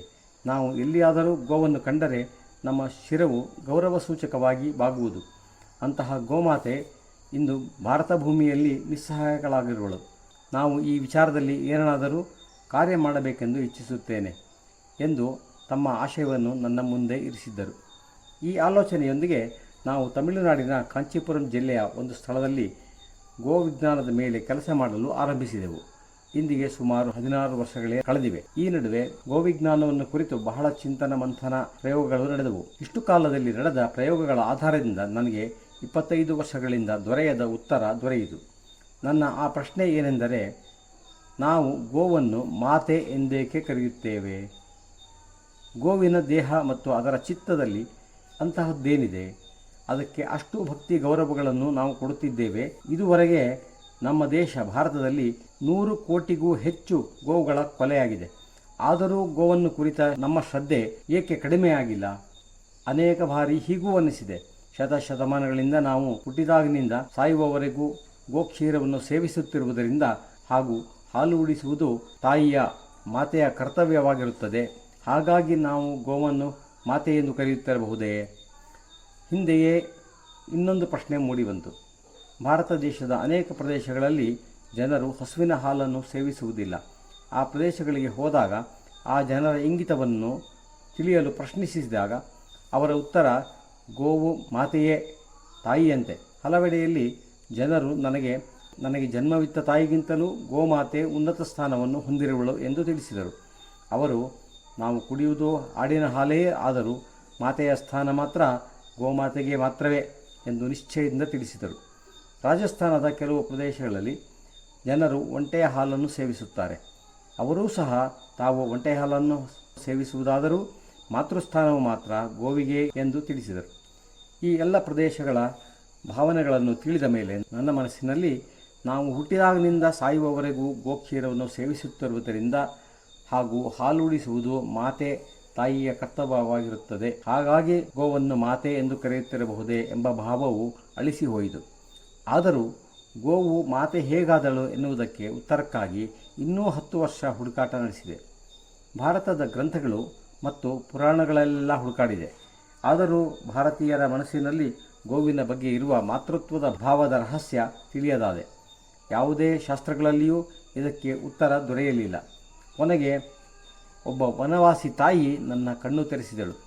ಆಗ ನನಗೆ ಯಾರು ಎಷ್ಟು ದೊಡ್ಡ ಮೆಕಾಲೆ ಶಿಕ್ಷಣವನ್ನು ಹೊಂದಿರುತ್ತಾರೋ ಅವರು ಅಷ್ಟು ದೊಡ್ಡ ಹೆಡ್ಡನಾಗಿರುತ್ತಾನೆ ಎಂದು ಅರಿವಾಯಿತು. ನಾನೂ ಸಹ ಅಂತಹ ಮೆಕಾಲೆ ಎಜುಕೇಷನ್ನ ಫಲವೇ ಆಗಿದ್ದೇನೆ. ಆದ್ದರಿಂದ ನಾನು ಒಬ್ಬ ಹೆಡ್ಡನೇ ಆಗಿದ್ದೆ. 16 ವರ್ಷ ಯಾವ ಗ್ರಂಥದಲ್ಲಿಯೂ ಗೋವಿನಲ್ಲಿ ಅಂತಹದ್ದೇನಿದೆ? ಇಂದಿಗೂ ನಮ್ಮ ಮನವು ಗೋವಿಗೆ ಮಾತೃಸ್ಥಾನವನ್ನೇ ನೀಡಲು ಬಯಸುತ್ತದೆ. ಆದರೆ ಒಬ್ಬ ವನವಾಸಿ ತಾಯಿ ತನ್ನ ಜೀವನದಲ್ಲಿ ಒಮ್ಮೆಯೂ ಶಾಲೆಗೆ ಹೋಗಿಲ್ಲವೋ, ಯಾವ ಗುರುವಿನ ಸಾನ್ನಿಧ್ಯವೂ ದೊರೆತಿಲ್ಲವೋ, ಆಕೆ ಕಲಿತದ್ದೆಲ್ಲವೂ ಆಕೆ ತಾಯಿಯಿಂದ ಅಥವಾ ತನ್ನ ಅತ್ತೆ ಅಂದರೆ ಪತಿಯ ತಾಯಿಯಿಂದ ಕಲಿತದ್ದಾಗಿದೆ. ಆ ತಾಯಂದಿರು ಅವರವರ ತಾಯಂದಿರಿಂದ ಕಲಿತವರಾಗಿರುತ್ತಾರೆ. ಅಂದರೆ ಈ ಮಹಿಳೆಯರು ಪಾರಂಪರಾಗತವಾಗಿ ವಿದ್ಯೆಯನ್ನು ತಲೆಮಾರುಗಳಿಂದ ಪಡೆದ ಜ್ಞಾನವನ್ನು ಸಂರಕ್ಷಿಸಿ ಇಟ್ಟುಕೊಂಡವರಾಗಿದ್ದಾರೆ. ಅದ್ಭುತವಾದ ವಿಚಾರ ಎಂದರೆ, ಯಾವ ಗ್ರಂಥವೂ ನನಗೆ ಕೊಡದೆ ಹೋಗಿತ್ತೋ ಅಂತಹ ಜ್ಞಾನವನ್ನು ಆ ವನವಾಸಿ ತಾಯಿ, ಅಕ್ಷರ ಜ್ಞಾನವೂ ಇಲ್ಲದ ಆ ತಾಯಿ ಕೊಟ್ಟಳು. ಆ ಜ್ಞಾನವೇ ಗೋವಿನಲ್ಲಿ ಅಡಕವಾಗಿರುವ ಮಹತ್ವದ ಮಾತೃತ್ವದ ಜ್ಞಾನ. ಅದು ಹೇಗಾಯಿತೆಂದರೆ, ಒಂದು ದಿನ ಈಗ ಇಲ್ಲಿ ಹೇಗೆ ಗೋಕಥಾ ವಾಚನ ಮಾಡುತ್ತಿರೇನೋ ಅಂತಹದ್ದೇ ಒಂದು ಕಾರ್ಯಕ್ರಮಕ್ಕೆ ಒಂದು ವನವಾಸಿ ಗ್ರಾಮಕ್ಕೆ ಹೋಗಿದ್ದೆ. ಕಥೆಯ ನಂತರ ಅಲ್ಲಿ ಚಿಕಿತ್ಸಾ ಶಿಬಿರವೂ ನಡೆಯಲಿತ್ತು. ಅನೇಕ ವರ್ಷಗಳು ಕಥಾವಾಚನ ಮಾಡುತ್ತಾ ನನ್ನಲ್ಲಿ ಚಿಕಿತ್ಸಾಶಾಸ್ತ್ರವನ್ನು ಚೆನ್ನಾಗಿ ತಿಳಿದುಬಿಟ್ಟಿದ್ದೇನೆ ಅಥವಾ ಗೋವಿಜ್ಞಾನವನ್ನು ಸೂಕ್ಷ್ಮವಾಗಿ ತಿಳಿದುಬಿಟ್ಟಿದ್ದೇನೆ ಎಂಬ ಒಂದು ರೀತಿಯ ಗರ್ವ ತುಂಬಿಕೊಂಡಿತ್ತು. ಆದರೆ ಆ ತಾಯಿಯೊಂದಿಗೆ ನಡೆದ ಸಂವಾದದ ನಂತರ ನನಗೆ ಏನೂ ತಿಳಿಯದು ಎಂದು ತಿಳಿಯಿತು. ಆ ತಾಯಿಯ ಮಡಿಲಲ್ಲಿ ಒಂದು ಪುಟ್ಟ ಮಗು ಇದ್ದಿತು. ಮಗು ಬಿಕ್ಕಿ ಬಿಕ್ಕಿ ಅಳುತ್ತಿತ್ತು. ಅದನ್ನು ಕಂಡ ನನ್ನಲ್ಲಿ ಅಹಂಕಾರ ಜಾಗೃತವಾಗಿ ವ್ಯಾಖ್ಯಾನದ ನಡುವಿನಲ್ಲಿಯೇ ನಾನು ಆ ತಾಯಿಯನ್ನು, ತಾಯಿ, ನಿನ್ನ ಮಗುವೇಕೋ ತುಂಬ ಅಳುತ್ತಿದೆ, ಏನೋ ಹುಷಾರಿಲ್ಲ ಅನಿಸುತ್ತದೆ, ನೀವು ಒಪ್ಪಿದರೆ ನಾನು ಈ ಮಗುವಿನ ಚಿಕಿತ್ಸೆ ಮಾಡಲೇ ಎಂದು ಕೇಳಿದೆ. ಅದಕ್ಕೆ ಆ ತಾಯಿ ಏನೂ ಉತ್ತರಿಸಲಿಲ್ಲ. 2ನೇ ಬಾರಿಯೂ ಕೇಳಿದಾಗ ಆಕೆ ಉತ್ತರಿಸಲಿಲ್ಲ. ನಾನು 3ನೇ ಬಾರಿ ಅದೇ ಪ್ರಶ್ನೆಯನ್ನು ಕೇಳಿದಾಗ ಆಕೆ ಸಿಟ್ಟಿನಿಂದ, ನೀನು ಮೂರ್ಖ ಎಂದಳು. ನನಗೆ ಆಶ್ಚರ್ಯವಾಯಿತು. ನಾನೇನೋ ಈ ತಾಯಿ ಮತ್ತು ಮಗುವಿಗೆ ಸಹಾಯ ಮಾಡಲೆಂದು ಕೇಳಿದರೆ ಈಕೆ ಹೀಗೇಕೆ ನುಡಿದಳು ಎಂದು ನಾನು ಆ ತಾಯಿಯ ಮಾತಿಗೆ ಬೇಸರಗೊಳ್ಳಲಿಲ್ಲ. ಗೋಕಥಾ ಮುಗಿದ ನಂತರ ನಾನು ಆಕೆಯ ಬಳಿಗೆ ಹೋಗಿ, ನಾನೇನೋ ನಿಮ್ಮ ಮಗುವಿಗೆ ಸಹಾಯ ಮಾಡಲೆಂದು ಕೇಳಿದರೆ ನೀವೇಕೆ ಹಾಗೆಂದಿರಿ ಎಂದು ಆಕೆಯನ್ನು ಕೇಳಿದೆ. ನಿಮ್ಮ ಮಗುವಿನ ಚಿಕಿತ್ಸೆ ಮಾಡಬಹುದೇ ಎಂದು ಕೇಳಿದೆ. ಆಗ ಆ ತಾಯಿ ಮತ್ತೆ ನಕ್ಕು, ನೀನು ಇನ್ನೂ ಮೂರ್ಖನೇ, ನಿನ್ನ ಮೂರ್ಖತನಕ್ಕೆ ನನಗೆ ನಗು ಬರುತ್ತಿದೆ ಎಂದಳು. ನನ್ನ ಕುತೂಹಲ ಇನ್ನೂ ಹೆಚ್ಚಾಯಿತು. ನಾನೇನೋ ನಿಮ್ಮ ಮಗುವಿನ ಒಳ್ಳೆಯದಕ್ಕೆ ಕೇಳಿದ್ದು, ನನ್ನ ಮೂರ್ಖತನ ಏನೆಂದು ನೀವು ಹೇಳಲೇಬೇಕೆಂದು ಒತ್ತಾಯ ಮಾಡಿದೆ. ಆಗ ಆಕೆ ಹೇಳಿದ ಮಾತು ನನ್ನ ಕಣ್ಣು ತೆರೆಯಿಸಿತು. ಆಕೆ ನನ್ನ ಅಹಂಕಾರ ಗರ್ವಭಂಗ ಮಾಡಿ ನನಗೆ ಅಮೂಲ್ಯವಾದ ಜ್ಞಾನವನ್ನು ನೀಡಿದಳು. ಆಗ ಆ ತಾಯಿ, ನೋಡು, ಈ ಮಗು ತಿಂಗಳದ್ದಾಗಿದೆ. ನೀವು ದೇಶ ಪ್ರದೇಶಗಳಲ್ಲಿ ತಿರುಗಿ ತಿರುಗಿ ಚಿಕಿತ್ಸೆ ಮಾಡುತ್ತೀರಿ. ಆದ್ದರಿಂದ ನಿಮಗೆ ಇಷ್ಟಾದರೂ ತಿಳಿದಿರಬೇಕು, 1 ತಿಂಗಳೊಳಗಿನ ಮಗುವಿನ ಹೊಟ್ಟೆಯಲ್ಲಿ ಜೀರ್ಣವಾಗಲು ಅದೆಂತಹ ಔಷಧವನ್ನು ನೀಡಬಲ್ಲಿರಿ? ನಿಮಗೆ ಚಿಕಿತ್ಸಾಶಾಸ್ತ್ರದ ಇಷ್ಟು ಸೂಕ್ಷ್ಮವೂ ತಿಳಿಯದೆ? ಆಕೆ ಹೇಳಿದ್ದನ್ನು ಕೇಳಿ ನಾನೆಲ್ಲೋ ಆಕಾಶದಲ್ಲಿ ಇದ್ದೆ, ಭೂಮಿಗೆ ಬಂದು ಬಿದ್ದಂತಾಯಿತು. ನನ್ನ ಉತ್ಸುಕತೆ ಹೆಚ್ಚಾಗಿ ಆಕೆಯನ್ನು ನನಗೆ ತಿಳಿಯದು, ನೀವು ತಿಳಿಸಿಕೊಡಿ ಎಂದು ಕೇಳಿದೆ. ಆಗ ಆ ತಾಯಿ ತನ್ನ ಸ್ಥಾನೀಯ ಸಂಥಾಲಿ ಭಾಷೆಯಲ್ಲಿ ಹೇಳುತ್ತಾಳೆ, ಒಂದು ಮಗು ಕೆಲವೇ ದಿನಗಳ ಹಿಂದೆ ಜನ್ಮಿಸಿದೆ. ಅದಕ್ಕೆ ಯಾವುದೇ ಪ್ರಕಾರದ ಟಾಕ್ಸಿನ್ನನ್ನು ಅರಗಿಸಿಕೊಳ್ಳುವ ಶಕ್ತಿ ಇರುವುದಿಲ್ಲ. ಆಕೆ ಟಾಕ್ಸಿನ್ ಎಂಬ ಶಬ್ದವನ್ನು ಬಳಸಲಿಲ್ಲ, ಆದರೆ ಆಕೆ ಬಳಸಿದ ಶಬ್ದಕ್ಕೆ ಇದೇ ಅರ್ಥ ಬರುತ್ತದೆ. ಎಂತಹ ಅದ್ಭುತ ಜ್ಞಾನವನ್ನು ಪ್ರದರ್ಶಿಸಲು ಆ ತಾಯಿ. ನೀವು ಒಬ್ಬ ಒಳ್ಳೆಯ ವೈದ್ಯರಾಗಿದ್ದೀರಿ. ನೀವು ಹೇಳಿ, ಪ್ರಪಂಚದಲ್ಲಿ ಯಾವ ಮೆಡಿಸಿನ್ನಲ್ಲಿ ತಾನೇ ಟಾಕ್ಸಿನ್ ಇರುವುದಿಲ್ಲ ಎಂದು ಮರುಪ್ರಶ್ನೆ ಮಾಡಿದಳು. ನಾನು ನಿರುತ್ತರನಾದೆ.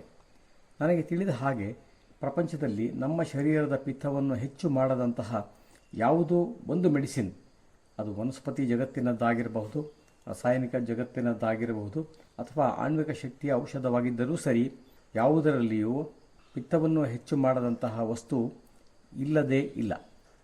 ಅಂದರೆ ಎಲ್ಲದರಲ್ಲೂ ಇರುತ್ತದೆ. ಆ ತಾಯಿಯಲ್ಲಿ ಅಷ್ಟು ಅದ್ಭುತವಾದ ಜ್ಞಾನ. ನಮ್ಮ ದೇಶದಲ್ಲಿ ಔಷಧ ವಿಜ್ಞಾನದ, ಮನುಷ್ಯ ಶರೀರದ ವಿಜ್ಞಾನದ ಮೂಲವನ್ನೇ ತಿಳಿದವರೂ, ಮಗುವಿನ ಶರೀರವನ್ನು ತಿಳಿದವರೂ ಇರುವರೆಂದು ನನಗೆ ಆ ದಿನ ಆಶ್ಚರ್ಯವಾಯಿತು. ಆದರೆ ನಾವು ಮೆಕಾಲೆ ಎಜುಕೇಷನ್ನಲ್ಲಿ ಬಿದ್ದು ಇಂದಿನ ಮೆಡಿಕಲ್ ಸೈನ್ಸನ್ನು ಓದಿ ಅವೆಲ್ಲವನ್ನು ಕಳೆದುಕೊಂಡಿದ್ದೇವೆ. ಆದರೆ ಆ ತಾಯಿ ಶಾಲೆಯ ಮೆಟ್ಟಿಲನ್ನೇ ಹತ್ತಿಲ್ಲದೆ ಪರಂಪರಾಗತ ಜ್ಞಾನವನ್ನು ತನ್ನ ತಾಯಿ ಅತ್ತೆಯಿಂದ ಮತ್ತು ಅವರುಗಳು ಅವರ ತಾಯಿ ಅತ್ತೆಯಿಂದ ಪಡೆದಿದ್ದಾರೆ. ನಾನು ಮುಂದುವರಿದು ಆಕೆಯನ್ನು, ಮಗುವಿಗೆ ಆರೋಗ್ಯವಿಲ್ಲವೆಂದು ತಿಳಿಯುತ್ತದೆ ಸರಿಯೇ ಎನ್ನಲು ಆಕೆ, ನೀವು ಸರಿಯಾಗಿ ಹೇಳಿದ್ದೀರಿ. ಅದರ ಸುಧಾರಣೆಗೆ ಯಾವ ವನಸ್ಪತಿ ಉಪಯುಕ್ತವೆಂದು ನನಗೆ ತಿಳಿದಿದೆ. ಹಾಗೂ ನಾನು ಆ ವನಸ್ಪತಿಯನ್ನು ಕಳೆದ ದಿನದಿಂದ ಸೇವಿಸುತ್ತಿದ್ದೇನೆ ಎಂದಳು. ಅಮ್ಮ, ಮಗುವಿಗೆ ಆರೋಗ್ಯವಿಲ್ಲ, ನೀನು ಅದಕ್ಕೆ ಔಷಧಿ ಸೇವಿಸುತ್ತಿದ್ದೇಯೇ ಎನ್ನುತ್ತಿರುವೆ, ಅದು ಹೇಗೆ ಎಂದು ಕೇಳಿದಾಗ ಆಕೆ ಮತ್ತೆ ನಕ್ಕು, ಇದಕ್ಕೆ ನಾನು ನಿನ್ನನ್ನು ಮೂರ್ಖ ಎಂದಳು. ಈ ಮಗು ನನ್ನದು, ನನ್ನೆದೆ ಹಾಲು ಕುಡಿಯುತ್ತಿದೆ. ನಿನ್ನೆಯಿಂದ ನಾನು ಔಷಧವನ್ನು ಸೇವಿಸುತ್ತಿರುವೆ. ಇಂದಲ್ಲದಿದ್ದರೆ ನಾಳೆ ಆ ಔಷಧವು ನನ್ನ ದೇಹದಲ್ಲಿ ಜೀರ್ಣವಾಗಿ ರಕ್ತಗತವಾಗಿ ಔಷಧಿಯ ತೀವ್ರತೆಯನ್ನು ಕಳೆದು ಸೌಮ್ಯವಾಗಿ ಹಾಲಾಗಿ ಅದರೊಂದಿಗೆ ಬೆರೆತು ಈ ಮಗುವಿಗೆ ದೊರೆಯುತ್ತದೆ. ಆಗ ಈ ಮಗು ಗುಣ ಹೊಂದುತ್ತದೆ ಎಂದಳು. ಆ ದಿನ ನನಗೆ ತಿಳಿಯಿತು, ತಾಯಿ ಎಂದರೆ ಯಾರೆಂದು. ಯಾವುದೇ ವಸ್ತುವಿನಲ್ಲಿಯೂ ಅಲ್ಪ ಸ್ವಲ್ಪ ವಿಷದ ಪ್ರಮಾಣ ಇದ್ದೇ ಇರುತ್ತದೆ. ತಾಯಿ ತನ್ನ ಮಗುವಿಗಾಗಿ ಆ ವಿಷವನ್ನು ತಾನು ಸೇವಿಸುವಳು.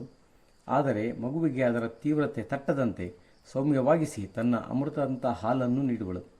ಇದು ತಾಯಿಯ ಭಾವನೆ. ಇದೇ ಮಾತೃತ್ವ, ಇದೇ ವಾತ್ಸಲ್ಯವಾಗಿದೆ.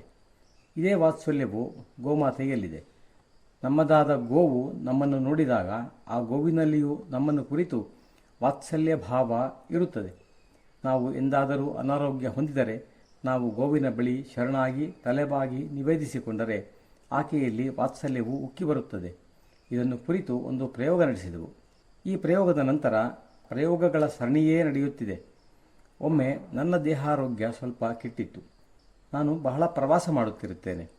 ವಿಶೇಷವಾಗಿ ರಾಜೀವ್ ಭಾಯಿಯವರ ದೇಹಾಂತ್ಯದ ನಂತರ ಈ ವಿಷಯವನ್ನು, ಅಂದರೆ ಗೋವಿಜ್ಞಾನದ ವಿಷಯವನ್ನು ಜೀವಂತವಾಗಿ ಇರಿಸಬೇಕೆಂದರೆ ನಾನು ಪ್ರಯೋಗಶಾಲೆ ಗೋಮಂದಿರಗಳನ್ನು ಬದಿಗಿರಿಸಿ ಪ್ರವಾಸ ಮಾಡಬೇಕು ಎಂದು ನನಗೆ ಗೋವಿನ ಬಗ್ಗೆ ಏನೆಲ್ಲ ತಿಳಿದಿದೆ, ಸ್ವಾವಲಂಬಿ ಧ್ಯೇಯದ ಬಗ್ಗೆ ಏನು ತಿಳಿದಿದೆ, ಅದನ್ನೆಲ್ಲ ಜನರಿಗೆ ತಲುಪಿಸಬೇಕೆಂದು ಪ್ರವಾಸ ಆರಂಭಿಸಿದೆ. ಹೀಗಾಗಿಯೇ ಒಮ್ಮೆ ಪ್ರವಾಸದಿಂದ ಬಹಳ ಆಯಾಸವಾಗಿತ್ತು. ಆರೋಗ್ಯವು ಹದಗೆಡುವ ಅಂಚಿನಲ್ಲಿತ್ತು. ಈ ಬಾರಿ ನಾನು ಯಾವ ಔಷಧಿಯನ್ನು ತೆಗೆದುಕೊಳ್ಳುವುದಿಲ್ಲ.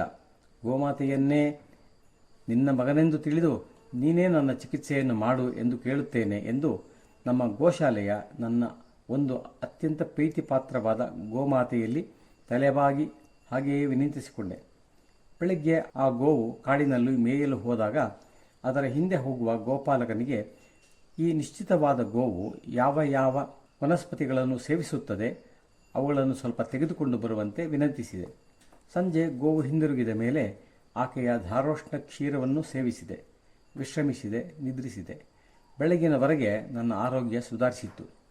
ನಮ್ಮ ಗೋಪಾಲಕನು ಗೋವು ಸೇವಿಸಿದ್ದ ಯಾವ ವನಸ್ಪತಿಗಳನ್ನು ಸಂಗ್ರಹಿಸಿ ತಂದಿದ್ದನೋ ಅವುಗಳ ರಾಸಾಯನಿಕ ವಿಶ್ಲೇಷಣೆಯನ್ನು ಮಾಡಿಸಿದೆ. ಆ ಎಲ್ಲ ವನಸ್ಪತಿಗಳಲ್ಲಿಯೂ ಆಯಾಸ ಪರಿಹಾರಗೊಳಿಸುವ ಎಲ್ಲ ಗುಣಗಳು ಇದ್ದವು. ಈ ಪ್ರಯೋಗದ ಯಶಸ್ಸಿನಿಂದ ನಾನು ಇನ್ನೂ ಹಲವು ಪ್ರಯೋಗಗಳನ್ನು ನಡೆಸಿದೆ. ಹೀಗಿರುವಾಗ ನಮ್ಮ ಚಿಕಿತ್ಸಾಲಯಕ್ಕೆ ಒಬ್ಬ ಚಿಕಿತ್ಸಾರ್ಥಿ ಬಂದರು. ನನಗೆ ಅವರ ರೋಗವನ್ನು ಅರ್ಥ ಮಾಡಿಕೊಳ್ಳಲು ಆಗಿರಲಿಲ್ಲ. ಆಗ ನಾನು ಗೋಮಾತೆಯಲ್ಲಿ ಹೋಗಿ ತಲೆಬಾಗಿ ಶರಣಾಗಿ ಆಕೆಯಲ್ಲಿ, ತಾಯಿ, ಈಗ ನನ್ನಲ್ಲಿ ಚಿಕಿತ್ಸೆಗೆಂದು ಬಂದಿರುವವರ ರೋಗವನ್ನು ಅರಿಯದಾಗಿದ್ದೇನೆ. ಇವರ ರೋಗವನ್ನು ತಿಳಿದು ಚಿಕಿತ್ಸೆ ಮಾಡುವಷ್ಟು ಜ್ಞಾನ ನನ್ನಲ್ಲಿಲ್ಲ. ಆದ್ದರಿಂದ ನಿನ್ನಲ್ಲಿ ಪ್ರಾರ್ಥಿಸುತ್ತಿದ್ದೇನೆ, ನೀನೇ ಈ ವ್ಯಕ್ತಿಯ ಚಿಕಿತ್ಸೆ ಮಾಡು ಎಂದು ವಿನಂತಿಸಿಕೊಂಡೆ. ಮತ್ತೆ ಮಾರಣ ದಿನ ಆ ಗೋವು ಮೇಯಲು ಹೋಗಿ ವನಸಂಚಾರ ಮುಗಿಸಿ ಬಂದ ಮೇಲೆ ಗೋಪಾಲಕನಿಂದ ಗೋವು ಸೇವಿಸಿದ ವನಸ್ಪತಿಗಳನ್ನು ಸಂಗ್ರಹಿಸಿದೆ. ಮರುದಿನ ಆ ಗೋವಿನ ಕ್ಷೀರ, ಗೋವರ ಮತ್ತು ಗೋಮೂತ್ರಗಳನ್ನು ಬಳಸಿ ಪಂಚಗವ್ಯವನ್ನು ಸಿದ್ಧಪಡಿಸಿ ಆ ಚಿಕಿತ್ಸಾರ್ಥಿಯ ಮೇಲೆ ಔಷಧ ರೂಪದಲ್ಲಿ ಪ್ರಯೋಗಿಸಿದೆ. ನಂತರ ಆ ಚಿಕಿತ್ಸಾರ್ಥಿಗೆ ಆ ಗೋವಿನ ಮೂತ್ರವನ್ನು ಅದೇ ಪ್ರಾರ್ಥನೆಯೊಂದಿಗೆ 1 ವಾರ ಕಾಲ ಸೇವಿಸಲು ನೀಡಿದೆ. ಈ ರೋಗಿಯ 2 ಮೂತ್ರಪಿಂಡಗಳು 80ಕ್ಕೂ ಹೆಚ್ಚು ಪ್ರತಿಶತ ಕೆಟ್ಟು ಹೋಗಿದ್ದವು. ಎಲ್ಲ ಹಾಸ್ಪಿಟಲ್ಗಳು ಕೈಚೆಲ್ಲಿದ್ದವು. ಈ ಚಿಕಿತ್ಸೆಯ ನಂತರ ಆ ವ್ಯಕ್ತಿಯ ಮೂತ್ರಪಿಂಡಗಳು ಗುಣಮುಖವಾದವು ಹಾಗೂ ಮುಂದಿನ 2 ವರ್ಷಗಳ ಕಾಲ ಅವರ ಜೀವನ ಮುಂದುವರಿಯಿತು. ಈ ರೀತಿಯ ನೂರಾರು ಪ್ರಯೋಗಗಳು ಗೋವಿನ ಶರೀರ ಬಹಳ ಅದ್ಭುತ, ಹೇಗೆ ನಮಗೆ ಜನ್ಮವಿತ್ತ ತಾಯಿ ಎಷ್ಟು ಅದ್ಭುತವೋ ಹಾಗೆಯೇ ಎಂದು ನಿರೂಪಿಸಿವೆ. ಮಗುವಿಗೆ ನೋವಾದರೆ ಅದನ್ನು ತಾಯಿ ಅನುಭವಿಸುವಂತೆ ಯಾರ ಮನೆಯಲ್ಲಿ ಗೋವು ಇರುತ್ತದೆಯೋ, ಗೋವಿನ ಸಾನ್ನಿಧ್ಯದಲ್ಲಿ ಇರುವ ಜನರಿಗೆ ಏನಾದರೂ ಆರೋಗ್ಯ ನೋವುಗಳು ಉಂಟಾದರೆ, ಮಾನಸಿಕವಾಗಿ ಚಿಂತೆ ಏನಾದರೂ ಇದ್ದರೆ, ಅವರ ಆತ್ಮಗ್ಲಾನಿ ಉಂಟಾಗಿದ್ದರೆ ಅದನ್ನು ಅರಿತುಕೊಳ್ಳುವಂತಹ ಶಕ್ತಿ ಗೋವಿಗೆ ಇದೆ. ಇದನ್ನು ತಿಳಿದು ಅದನ್ನು ನಿವಾರಣೆಯನ್ನೂ ಮಾಡಬಲ್ಲಳು. ಈ ವಿಚಾರವಾಗಿ ನಾನು ಅನೇಕ ವರ್ಷಗಳ ಕಾಲ ಕೆಲಸ ಮಾಡಿದ್ದೇನೆ. ಗೋವಿನ ದೇಹದಲ್ಲಿ ಅದರ ಮೇಲುತುಟಿಯ ಭಾಗವಾಗಿರುವ ಸದಾ ತೇವಾಂಶದಿಂದ ಕೂಡಿರುವ ಮೂಗಿನ ಮುಂದುಗಡೆ ಇರುವ ಸೂಕ್ಷ್ಮ ಸಂವೇದನಾಶೀಲವಾಗಿರುವ ಭಾಗವು ಬಹಳ ಪ್ರಮುಖವಾಗಿದೆ. ಇದನ್ನು ಆಂಗ್ಲದಲ್ಲಿ ಸೆನ್ಸರ್ ಎಂದು ಅರ್ಥ ಮಾಡಿಕೊಳ್ಳಬಹುದು. ನಾವು ಗೋವಿನ ಬಳಿಗೆ ಹೋಗಿ ತಲೆಬಾಗಿ ಶರಣಾಗಿ ನಮ್ಮ ನೋವುಗಳನ್ನು ನಿವೇದಿಸಿಕೊಂಡಾಗ ಗೋವು ನಮ್ಮ ದೇಹವನ್ನು ತನ್ನ ಸೂಕ್ಷ್ಮ ಸಂವೇದನೆಗಳಿಂದ ನಮ್ಮ ದೇಹದ ಪಂಚಮಹಾಭೂತಗಳಲ್ಲಿ ಯಾವುದು ಸಮತೋಲನೆ ಕಳೆದುಕೊಂಡಿದೆ ಎಂದು ತಿಳಿದುಕೊಳ್ಳುತ್ತಾಳೆ. ಅಲ್ಲಿಗೆ ಮುಗಿಯುವುದಿಲ್ಲ ಗೋಮಾತೆಯ ಕಾರ್ಯ. ಆಕೆ ಪಂಚಭೂತಗಳಲ್ಲಿ ಸಮತೋಲನೆ ಕಳೆದುಕೊಂಡಿರುವ ಘಟಕವನ್ನು ಸಮಗೊಳಿಸುವ ಔಷಧಿಗಳನ್ನು ಆಯ್ಕೆ ಮಾಡಿ ತಾನು ಸೇವಿಸಿ ಅದರ ಸಾರವನ್ನು ನಮಗೆ ತನ್ನ ಗವ್ಯಗಳ ಮೂಲಕ ಒದಗಿಸುತ್ತಾಳೆ. ಹೀಗೆ ಪ್ರಯೋಗ ಮಾಡುತ್ತಾ ಒಂದು ಪ್ರಯೋಗವೆಂದು ಗೋವುಗಳು ಸಾಮಾನ್ಯವಾಗಿ ಸೇವಿಸದಿರುವ ಒಂದು ವನಸ್ಪತಿಯನ್ನು ನಾವು ಗೋವುಗಳು ಸಹಜವಾಗಿ ಸೇವಿಸುವ ಮೇವಿನ ಜೊತೆಗೆ ಬೆರೆಸಿ ಒಂದು ಹಸಿದ ಗೋವಿಗೆ ನೀಡಿದೆವು. ಆಗಲೂ ಗೋವು ತನ್ನ ಸಂವೇದನೆಯ ಅದ್ಭುತ ಶಕ್ತಿಯಿಂದ ವಿಷದ ವನಸ್ಪತಿಯನ್ನು ಬೇರ್ಪಡಿಸಿ ಕೇವಲ ಹುಲ್ಲನ್ನು ಮಾತ್ರ ಸೇವಿಸಿತು. ಆಗ ನಮಗೆ ನಮ್ಮ ಗೋವಿನ ಮೇಲ್ದುಟಿಯ ಸಂವೇದನಶೀಲ ಭಾಗವು ಅಮೃತವನ್ನು ಗುರುತಿಸಬಲ್ಲದು ಎಂದು ನಂಬಿಕೆ ಬಂದಿತು. ಅದು ಅಮೃತತ್ವ ಗುಣಗಳನ್ನುಳ್ಳ ವನಸ್ಪತಿಗಳನ್ನು ಸಹಜವಾಗಿ ಗುರುತಿಸಬಲ್ಲದು. ಇನ್ನೂ ಮುಂದುವರಿದು ನಾವು ಗೋವು ಮೇಯುವಾಗ ಹೇಗೆ ನಡೆದುಕೊಳ್ಳುವುದು ಎಂದೂ ಅಧ್ಯಯನ ನಡೆಸಿದಾಗ ಗೋವು ಮೇಯುವಾಗ 2 ಪ್ರಕಾರದ ಸಸ್ಯಗಳನ್ನು ಗುರುತಿಸುತ್ತದೆ. ಒಂದು ಮಾನವ ಶರೀರಕ್ಕೆ ಉಪಯುಕ್ತವಾದ ಸಸ್ಯಗಳು, ಇನ್ನೊಂದು ಮಾನವ ಶರೀರಕ್ಕೆ ಯಾವ ಉಪಯುಕ್ತತೆಯನ್ನು ಹೊಂದಿರದವು. ಗೋವು ಗೋಚರ ಭೂಮಿಯಲ್ಲಿ ಕಾಡಿನಲ್ಲಿ ಮೇಯುವಾಗ ಕೇವಲ ಮಾನವ ಶರೀರಕ್ಕೆ ಉಪಯುಕ್ತವಾದ ಸಸ್ಯಗಳನ್ನು ಮಾತ್ರ ಸೇವಿಸುತ್ತದೆ.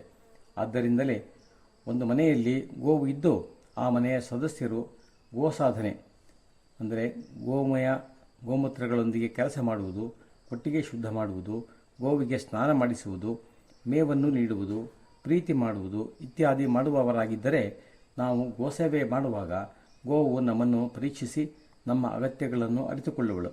ತಾನು ಮೇಯಲು ಹೋದಾಗ ಅಲ್ಲಿ ನಮ್ಮ ಅಗತ್ಯವನ್ನು ಪೂರೈಸಬಲ್ಲ ವನಸ್ಪತಿಗಳನ್ನು ಹುಡುಕಿ ಸೇವಿಸುವಳು. ನಂತರ ನಾವು ಆ ಗೋವಿನ ಗವ್ಯಗಳನ್ನು, ಗೋವರ, ಗೋಮೂತ್ರ, ಕ್ಷೀರ ಇವುಗಳನ್ನು ಯಾವುದೇ ರೂಪದಲ್ಲಿ ಸೇವಿಸಿದರೆ ನಮ್ಮ ಅಸಮತೋಲನೆ ದೂರಾಗಿ ಆರೋಗ್ಯ ಸ್ಥಾಪನೆಗೊಳ್ಳುವುದು. ಗೋವಿನ ಈ ಭಾವ ಮತ್ತು ಆ ವನವಾಸಿ ಮಹಿಳೆಯು ತೋರಿದ ಮಾತೃತ್ವದ ಭಾವದಲ್ಲಿ ಯಾವ ಅಂತರವಿದೆ? ಆ ತಾಯಿ ಮತ್ತು ಈ ಗೋಮಾತೆ ಇಬ್ಬರೂ ಮಾಡಿದುದು ಒಂದೇ. ಮಾನವನ ಉದ್ಧಾರಕ್ಕಾಗಿ ವನಸ್ಪತಿಯ ಆಯ್ಕೆ ಮಾಡಿ ಸೇವಿಸಿ ಬರುವ ಗೋವು ಒಂದು ಸ್ತರ ಮೇಲ್ಪಂಕ್ತಿ ಎಂದು ತಿಳಿಯಬಹುದು. ಇಬ್ಬರದೂ ಮಾತೃವಾತ್ಸಲ್ಯವೇ, ಇಬ್ಬರ ಭಾವನೆಗಳೂ ಒಂದೇ. ಅದೇ ಮಮತೆ, ಅದೇ ವಿಜ್ಞಾನ. ನನಗೆ ಅನಿಸುತ್ತದೆ, ನಮ್ಮ ಋಷಿಗಳು ಗೋವಿನಲ್ಲಿ ಇರುವ ಈ ಗುಣವನ್ನು ಕಂಡುಕೊಂಡರು. ಆಗ ಸತ್ಯಯುಗದಲ್ಲಿ ಗೋಮಾತೆಯ ಈ ಅವಧಾರಣೆ ಮೂಡಿರಬಹುದು. ಸತ್ಯಯುಗದಿಂದ ಇಂದಿನ ಕಲಿಯುಗದ 2ನೇ ಚರಣದವರೆಗೂ ಭಾರತೀಯರಾದ ನಮ್ಮಲ್ಲಿ ಗೋವಿನ ಬಗ್ಗೆ ಇರುವ ಮಾತೃತ್ವದ ಭಾವವು ಕುಂಠಿತವಾಗಿಲ್ಲ. ಏಕೆಂದರೆ ಅದು ನಮ್ಮ ಶರೀರದಲ್ಲಿ ಇರುವ ರಕ್ತದ ಒಂದೊಂದು ಕಣದಲ್ಲಿಯೂ ಸೇರಿ ಹೋಗಿದೆ. ನಮ್ಮ ದೇಶದ ಗೋವುಗಳಿಗೆ ಏನೇ ಸಂಕಟ ಬಂದಿರಲಿ, ಅವುಗಳನ್ನು ಕಾಪಾಡುವಲ್ಲಿ ನಾವೆಷ್ಟೋ ಅಸಹಾಯಕರಾಗಿದ್ದರೂ ನಮ್ಮ ಮನಸ್ಸಿನಲ್ಲಿ ಮಾತ್ರ ಅಗಾಧ ಪ್ರೇಮ, ಗೌರವಗಳು ಎಂದೂ ಕಡಿಮೆಯಾಗಲಾರವು. ಏಕೆಂದರೆ ನಮಗೆ ಜನ್ಮ ಕೊಟ್ಟ ತಾಯಿಗೂ ಮತ್ತು ನಮ್ಮ ಪಾಲನೆ ಪೋಷಣೆ ಮಾಡುತ್ತಾ ನಮಗೆ ಆರೋಗ್ಯ ನೀಡುವ ಈ ತಾಯಿಗೂ ಯಾವ ವ್ಯತ್ಯಾಸವೂ ಇಲ್ಲ. ಇದನ್ನು ಇಂದಿನ ವಿಜ್ಞಾನದ ದೃಷ್ಟಿಯಿಂದಲೂ ನಿರೂಪಣೆಯನ್ನು ನೀವು ನಿಮ್ಮಲ್ಲಿ ಶುದ್ಧ ಭಾರತೀಯ ಪ್ರಜಾತಿಯ ಗೋವು ಇದ್ದಲ್ಲಿ ಬೆಳಗಿನ ಜಾವ ಎದ್ದು ಆಕೆಯ ಎದುರು ಶರಣಾಗಿ ಪ್ರಾರ್ಥನೆ ಮಾಡಿ ನೋಡಬಹುದು. ಹೀಗೆ ಪ್ರಾರ್ಥಿಸಿಕೊಂಡ ಮೇಲೆ ಗೋವು ಮೇಯಲು ವನೌಷಧ ಇರುವ ಪ್ರದೇಶದಲ್ಲಿ ಹೋಗಿದ್ದು ಸಂಧೆ ಹಿಂದಿರುಗಿ ಬಂದ ಮೇಲೆ ಆಕೆಯ ಕ್ಷೀರ, ಗೋಮಯ ರಸ, ಗೋಮೂತ್ರವನ್ನು ಸೇವಿಸಿದ್ದೇ ಆದರೆ ನಿಶ್ಚಯವಾಗಿಯೂ ನಾನು ಹೇಳುವಂತೆ ನಿಮ್ಮ ಆರೋಗ್ಯ ಉತ್ತಮಗೊಳ್ಳುವುದರಲ್ಲಿ ಸಂದೇಹವೇ ಇಲ್ಲ. ಔಷಧವಿಲ್ಲದೆಯೇ ನಿಮ್ಮ ಚಿಕಿತ್ಸೆ ಆಗಿ ಹೋಗುವುದು. ಅಷ್ಟು ಅದ್ಭುತ ನಮ್ಮ ಗೋಮಾತೆ, ನಮ್ಮ ತಾಯಿಯಂತೆ. ಇವೆಲ್ಲವನ್ನೂ ತಿಳಿದೇ ನಮ್ಮ ಋಷಿಗಳು ಭಾರತದ ಭೂಮಿಯಲ್ಲಿ ಗೋವಿನ ಸ್ಥಾನವನ್ನು ತಾಯಿಯ ಸ್ಥಾನದಲ್ಲಿ ಇರಿಸಿದ್ದಾರೆ. ಆದ್ದರಿಂದಲೇ ನಾವು ಅದನ್ನು ಎಂದೆಂದೂ ಮರೆಯಲಾರೆವು. ಕಳೆದ ಸುಮಾರು 500 ವರ್ಷಗಳಿಂದಲೂ ವಿಶ್ವದ ಮಾಫಿಯಾ ಲೂಟಿಕೋರರ ಶಕ್ತಿಗಳಿಂದ ಭಾರತ ಭೂಮಿಯಿಂದ ಗೋವನ್ನು ಇಲ್ಲವಾಗಿಸುವ ಪ್ರಯತ್ನ ನಡೆದಿದೆ. ಆದರೂ ನಾವು ಭಾರತೀಯರು ನಮ್ಮಲ್ಲಿ ಯುಕ್ತಿ, ಶಕ್ತಿ, ಬಲವನ್ನು ಉಪಯೋಗಿಸಿ ಅದನ್ನು ವಿರೋಧಿಸುತ್ತಲೇ ಬಂದಿದ್ದೇವೆ, ಉಳಿಸಿಕೊಳ್ಳುವ ಪ್ರಯತ್ನ ಮಾಡುತ್ತಿದ್ದೇವೆ. ಕಳೆದ 4-5 ವರ್ಷಗಳಲ್ಲಿ ಗೋರಕ್ಷಣೆಯ ಕುರಿತು ಬಹಳಷ್ಟು ಒಳ್ಳೆಯ ಕೆಲಸ ಆಗಿದೆ. ವೇಗವಾಗಿ ಗೋಸಂವರ್ಧನೆ ನಡೆದಿದೆ. ನಮ್ಮ ದೇಶದ ಜನರು ಮತ್ತೆ ಗೋವನ್ನು ಅರ್ಥ ಮಾಡಿಕೊಳ್ಳಲಾರಂಭಿಸಿದ್ದಾರೆ. ಬಹುಶಃ ಇನ್ನು 5-10 ವರ್ಷಗಳಲ್ಲಿ ನಮ್ಮ ದೇಶದ ಜನರು ಗೋವಿನ ಮಾತೃತ್ವವನ್ನು ಅರಿತುಕೊಳ್ಳುವರು. ಆಗ ಉದಯಿಸುವ ಭಾರತವು ನಿರೋಗಿ ಭಾರತವಾಗುವುದು. ಭಾರತವು ಶತಶತಮಾನಗಳಿಂದಲೂ ನಿರೋಗಿಯಾಗಿಯೇ ಇದ್ದಿತು ಎಂದು ನಾವು ಕೇಳಿದ್ದೆವು. ಆಂಗ್ಲರ ದಾಖಲೆಗಳಿಂದಲೂ ನೋಡಿದ್ದೇವೆ. 17 ಮತ್ತು 18ನೇ ಶತಮಾನದ ಭಾರತವು ವಿಶ್ವಪಟಲದ ಮೇಲೆ ನಿರೋಗಿ ಭಾರತವೆಂದೇ ಪ್ರಖ್ಯಾತವಾಗಿತ್ತು. ಭಾರತದ ಜನರಿಗೆ ಯಾವ ಗಂಭೀರವಾದ ರೋಗವೂ ಆಗುತ್ತಿರಲಿಲ್ಲ. ಭಾರತದ ಚಿಕಿತ್ಸಾ ಪದ್ಧತಿಯು ಸುದೃಢವಾಗಿದ್ದವು. ಯಾರಿಗಾದರೂ ಅವರ ತಪ್ಪಿನಿಂದ ರೋಗಾದಿಗಳು ಬಂದರೆ ಅದನ್ನು ನಿವಾರಿಸಲು ಪ್ರತಿಯೊಂದು ಗ್ರಾಮದಲ್ಲಿಯೂ ಒಬ್ಬ ವೈದ್ಯರು ಇದ್ದರು. ಆ ವೈದ್ಯರಿಗೆ ಸ್ಥಾನೀಯ ವನಸ್ಪತಿಗಳು ಮತ್ತು ಅವುಗಳನ್ನು ಮಾನವ ಶರೀರದ ಮೇಲೆ ಹೇಗೆ ಪ್ರಯೋಗಿಸಬೇಕು ಎಂಬ ಎಲ್ಲ ತಿಳುವಳಿಕೆಯೂ ಇರುತ್ತಿತ್ತು. ಇದರೊಂದಿಗೆ ಈ ವೈದ್ಯರು ಗೋಶಕ್ತಿ ಮತ್ತು ವನಸ್ಪತಿ ಶಕ್ತಿಯನ್ನು ಉಪಯೋಗಿಸಬಲ್ಲವರಾಗಿದ್ದರು. ಇದರಿಂದಾಗಿಯೇ ಭಾರತದಲ್ಲಿ ರೋಗಿಗಳೇ ಇರುತ್ತಿರಲಿಲ್ಲ. ಆದರೆ ಅಂಗ್ರೇಜರ ಆಡಳಿತದ ಸಮಯದಲ್ಲಿ ಮತ್ತು ಅವರು ಹೋದ ಮೇಲೆ ಅದಕ್ಕೆ ವಿರುದ್ಧ ದಿಕ್ಕಿನಲ್ಲಿ ಕೆಲಸ ನಡೆದು ಇಂದಿನ ಭಾರತವು ಗಂಭೀರ ರೂಪದಲ್ಲಿ ರೋಗಿಯಾಗಿದೆ. ಭಾರತದ ಇಂದಿನ ಆರೋಗ್ಯ ಪರಿಸ್ಥಿತಿಯನ್ನು ತಿಳಿಯಲು ನಾವು ಕೆಲವು ಉದಾಹರಣೆಗಳನ್ನು ಗಮನಿಸೋಣ. ನಮ್ಮಲ್ಲಿ ಅನೇಕರು ವೃತ್ತಪತ್ರಿಕೆಗಳಿಂದಲೂ ಈ ವಿಚಾರ ತಿಳಿದಿರಬಹುದು. ಇವು ಭಾರತ ಸರ್ಕಾರವು ಪ್ರತಿ ವರ್ಷವೂ ಪ್ರಕಟಿಸುವ ಅಂಕಿಅಂಶಗಳು. ಇವು ಭಾರತ ದೇಶದ ಪರಿಸ್ಥಿತಿ ಎಷ್ಟು ಗಂಭೀರವಾಗಿದೆ ಎಂದು ವರ್ಣಿಸುತ್ತದೆ. ಎಲ್ಲ ಅಂಕಿಅಂಶಗಳು ಸಂಗ್ರಹಿತವಾಗಿರುವುದು ಹಲವು ನಗರ ಪ್ರದೇಶಗಳಲ್ಲಾಗಿದ್ದು ಅದಕ್ಕೆ ಹೊಂದಿಕೊಂಡ ಗ್ರಾಮಗಳದ್ದಾಗಿರಬಹುದು. ಭಾರತದ 1 ಲಕ್ಷಕ್ಕೂ ಹೆಚ್ಚು ಗ್ರಾಮಗಳು ಇನ್ನೂ ಸರ್ಕಾರದ ಸಂಪರ್ಕ ಪಡೆಯದೇ ಇವೆ. ಭಾರತದಲ್ಲಿ ಪ್ರತಿ ವರ್ಷವೂ ಕ್ಯಾನ್ಸರ್ನಿಂದ 1,000 ಜನ ಸಾವಿಗೀಡಾಗುವರು. ಹೃದಯಾಘಾತದಿಂದ ದಿನಕ್ಕೆ 2,500 ಜನ ಸಾವಿಗೀಡಾಗುತ್ತಿದ್ದಾರೆ. ಇನ್ನು ಮುಂದಿನ ಅಂಕಿಅಂಶಗಳು ಇನ್ನೂ ಭಯಂಕರವಾಗಿವೆ. ನಮ್ಮ ದೇಶದ ವಾಯುಮಾಲಿನ್ಯ ಎಷ್ಟಿದೆ ಎಂದರೆ 30% ಜನರು TB ಗ್ರಸಿತರಾಗಿದ್ದಾರೆ. TB ಎಂದರೆ ಜನ ಬೇಗ ಸಾಯುವುದಿಲ್ಲ, ಆದರೆ ಶರೀರವು ಯಾವ ಕೆಲಸಕ್ಕೂ ಬಾರದಷ್ಟು ದುರ್ಬಲವಾಗುತ್ತದೆ. ಜೊತೆಗೆ ಆಲೋಚನಾ ಶಕ್ತಿಯನ್ನು ನಾಶಗೊಳಿಸುತ್ತದೆ.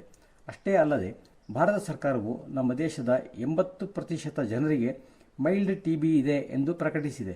ಅಂದರೆ ಅದು ಶ್ವಾಸಕೋಶದ ಪ್ರಾರಂಭಿಕ ರೋಗ. 80% ಜನರಿಗೆ ಆಗಿದೆಯಂತೆ. ಇನ್ನೂ ಚಿಂತೆಗೀಡು ಮಾಡುವ ವಿಚಾರವೆಂದರೆ ಸ್ತ್ರೀ ಪುರುಷರ ಸಂತಾನ ಶಕ್ತಿ ಕುಂಠಿತವಾಗಿರುವುದು. 30% ಯುವತಿಯರು ವಿವಾಹವಾಗುವ ಮೊದಲೇ ಬಂಜೆಯರಾಗಿದ್ದಾರೆ. 25% ಯುವಕರು ತಮ್ಮ ಪುರುಷ ಶಕ್ತಿಯನ್ನು ಕಳೆದುಕೊಂಡಿದ್ದಾರೆ. ಈ ಅಂಕಿ ಅಂಶಗಳು ಭಾರತ ಸರ್ಕಾರ ಮತ್ತು ಅದು ನೇಮಕ ಮಾಡಿದ ಅನೇಕ ಹೆಲ್ತ್ ಏಜೆನ್ಸಿಗಳು ಸಂಗ್ರಹಿಸಿದ್ದಾಗಿವೆ. ಹಿಂದೆ 17-18ನೇ ಶತಮಾನದಲ್ಲಿ ನಿರೋಗಿಯಾಗಿದ್ದ ಭಾರತದ ಇಂದಿನ ಸ್ಥಿತಿ ಇದಾಗಿದೆ. ನಮ್ಮ ದೇಶದ ಹೆಣ್ಣು ಮಕ್ಕಳು ಬಂಜೆಯರಾಗಿದ್ದಾರೆ, ನಮಗೆ ಅರಿವಿಲ್ಲ. ನಮ್ಮ ಯುವಕರು ನಪುಂಸಕರಾಗಿದ್ದಾರೆ, ನಮಗೆ ಅರಿವಿಲ್ಲ. ನಮ್ಮ ಕುಟುಂಬದ ಸದಸ್ಯರು ಯಾವಾಗಲಾದರೂ ಹೃದಯಾಘಾತದಿಂದ ಮರಣಿಸಬಹುದು, ನಮಗೆ ಅರಿವಿಲ್ಲ. ನಮ್ಮಲ್ಲಿ ಯಾರಿಗಾದರೂ ಕ್ಯಾನ್ಸರ್ ಆಗಬಹುದು, ನಮಗೆ ಅರಿವಿಲ್ಲ. ನಮ್ಮಲ್ಲಿಯೇ ಯಾರಿಗೂ TB ಆಗಿದೆ, ನಮಗೆ ಗೊತ್ತಿಲ್ಲ. ಇದಕ್ಕೆಲ್ಲ ಕಾರಣವೆಂದರೆ ಈ ಎಲ್ಲ ಆರೋಗ್ಯ ಸಮಸ್ಯೆಗಳಿಗೆ ಫಲಕಾರಿ ಚಿಕಿತ್ಸೆ ಲಭ್ಯವಿಲ್ಲ. ಕೆಲವಕ್ಕಂತೂ ಸಮಾಧಾನವೇ ತಿಳಿದಿಲ್ಲ ಎನ್ನುವ ಮಟ್ಟದಲ್ಲಿದ್ದು, ಕೆಲವು ಚಿಕಿತ್ಸೆಗಳು ಕೇವಲ ಹಣವಂತರಿಗೆ ಮಾತ್ರವೇ ದೊರಕುವಂತಿದೆ. ಹೀಗಿದೆ 17-18ನೇ ಶತಮಾನದ ಭಾರತ ಮತ್ತು ಇಂದಿನ ಭಾರತದ ನಡುವೆ ಅಂತರ. ಈಗ ನಾವು ವಿಜ್ಞಾನ ಯುಗದಲ್ಲಿದ್ದೇವೆ ಎನ್ನುತ್ತಾರೆ. ಅದನ್ನು ಮತ್ತೆ ಮತ್ತೆ ಹೇಳುತ್ತಲೇ ಇರುತ್ತಾರೆ. ಸಾಕಾಗುವುದೇ ಇಲ್ಲ ಅವರಿಗೆ. ನಾವು ವಿಜ್ಞಾನ ಯುಗದಲ್ಲಿದ್ದೇವೆ, ವಿಕಾಸ ಹೊಂದುತ್ತಿದ್ದೇವೆ, ಉನ್ನತಿಯ ಮೆಟ್ಟಲೇರುತ್ತಿದ್ದೇವೆ, ಗಗನಚುಂಬಿ ಕಟ್ಟಡಗಳನ್ನು ನಿರ್ಮಿಸುತ್ತಿದ್ದೇವೆ, ಅಗಾಧವಾದ ಸೇತುವೆಗಳನ್ನು ನಿರ್ಮಿಸುತ್ತಿದ್ದೇವೆ, ಕಾಂಕ್ರೀಟ್ ಕಾಡುಗಳನ್ನು ಕಟ್ಟುತ್ತಿದ್ದೇವೆ. ಇದೆಂತಹ ವಿಕಾಸ, ವಿಜ್ಞಾನ. ಇಂದಿನ 85% ಜನರು ಗಂಭೀರ ರೋಗಗಳಿಗೆ ತುತ್ತಾಗಿದ್ದಾರೆ. 100ರಲ್ಲಿ 85 ಜನರು ಶಾರೀರಿಕ ವೇದನೆ ಹೊಂದಿದ್ದಾರೆ, ಮಾನಸಿಕ ವೇದನೆಗೆ ಒಳಗಾಗಿದ್ದಾರೆ. ಇನ್ನೂ ಒಂದು ವಿಷಯವನ್ನು ಕುರಿತು ಇಂದಿನ ವಿಜ್ಞಾನ ಮೌನವಾಗಿದೆ. ಅದು ಆತ್ಮ. ಎಲ್ಲರ ಆತ್ಮಗಳು ಅಸ್ವಸ್ಥವಾಗಿವೆ. ಆತ್ಮ ಎಂದರೆ ಚೇತನ, ಚೈತನ್ಯ. ಭಾರತೀಯರ ಚೇತನ ಸತ್ತು ಹೋಗಿದೆ. ಏನಾಯಿತು ಹೀಗಾಗಲು? ನಮ್ಮ ಸರ್ಕಾರಗಳು ಜನರ ಆರೋಗ್ಯಕ್ಕಾಗಿ ಯಾವ ಯೋಜನೆಯನ್ನು ಹಾಕಿಕೊಂಡಿಲ್ಲ. ಕೇವಲ ಸರ್ಕಾರದ ಆರೋಗ್ಯ ಇಲಾಖೆಯ ವೆಚ್ಚ ಅಂದರೆ ಹೆಲ್ತ್ ಬಜೆಟ್ ಹೆಚ್ಚು ಮಾಡುತ್ತಿದ್ದಾರೆ ಅಷ್ಟೇ. 21ನೇ ಶತಮಾನದಲ್ಲಿ ದೇಶವಾಸಿಗಳಿಗೆಲ್ಲ ಆರೋಗ್ಯವನ್ನು ಕೊಡುವಂತಹ ಯೋಜನೆಯ ಮಾಹಿತಿ ನನಗೆ ದೊರೆತಿಲ್ಲ. 21ನೇ ಶತಮಾನದಲ್ಲಿ ಬಹುಶಃ ಒಂದೊಂದು ಬಡಾವಣೆಗೊಂದು ಆಸ್ಪತ್ರೆ ಆಗಬಹುದು, 4 ರಸ್ತೆ ಕೂಡುವಲ್ಲಿ ಒಂದು ಆಂಬ್ಯುಲೆನ್ಸ್ ಇರಬಹುದು. ಈ ವರ್ಷದ ಗುಜರಾತ್ ಸರ್ಕಾರವು 24,000 ಕೋಟಿ ರೂಪಾಯಿಗಳನ್ನು ಹೆಲ್ತ್ ಬಜೆಟ್ ಎಂದು ಇರಿಸಿದೆ. ನಮ್ಮಲ್ಲಿ ಯಾರಿಗಾದರೂ ಈ ಹಣವನ್ನು ಎಲ್ಲಿ, ಹೇಗೆ, ಯಾವುದಕ್ಕೆ ವೆಚ್ಚ ಮಾಡಲಾಯಿತು? ಎಷ್ಟು ಜನರಿಗೆ ಚಿಕಿತ್ಸೆ ಸಾಧ್ಯವಾಯಿತು? ಗುಜರಾತ್ ಎಷ್ಟು ನಿರೋಗಿಯಾಯಿತು ಎಂದು ಕೇಳುವಷ್ಟು ಎದೆಗಾರಿಕೆ ಇಲ್ಲವಾಗಿದೆ. ನೀವು ಬೇಕಾದರೆ ಗಮನಿಸಿ ನೋಡಿ, ಪ್ರತಿ ವರ್ಷ ಹೆಲ್ತ್ ಬಜೆಟ್ ಹೆಚ್ಚಾಗುತ್ತದೆ.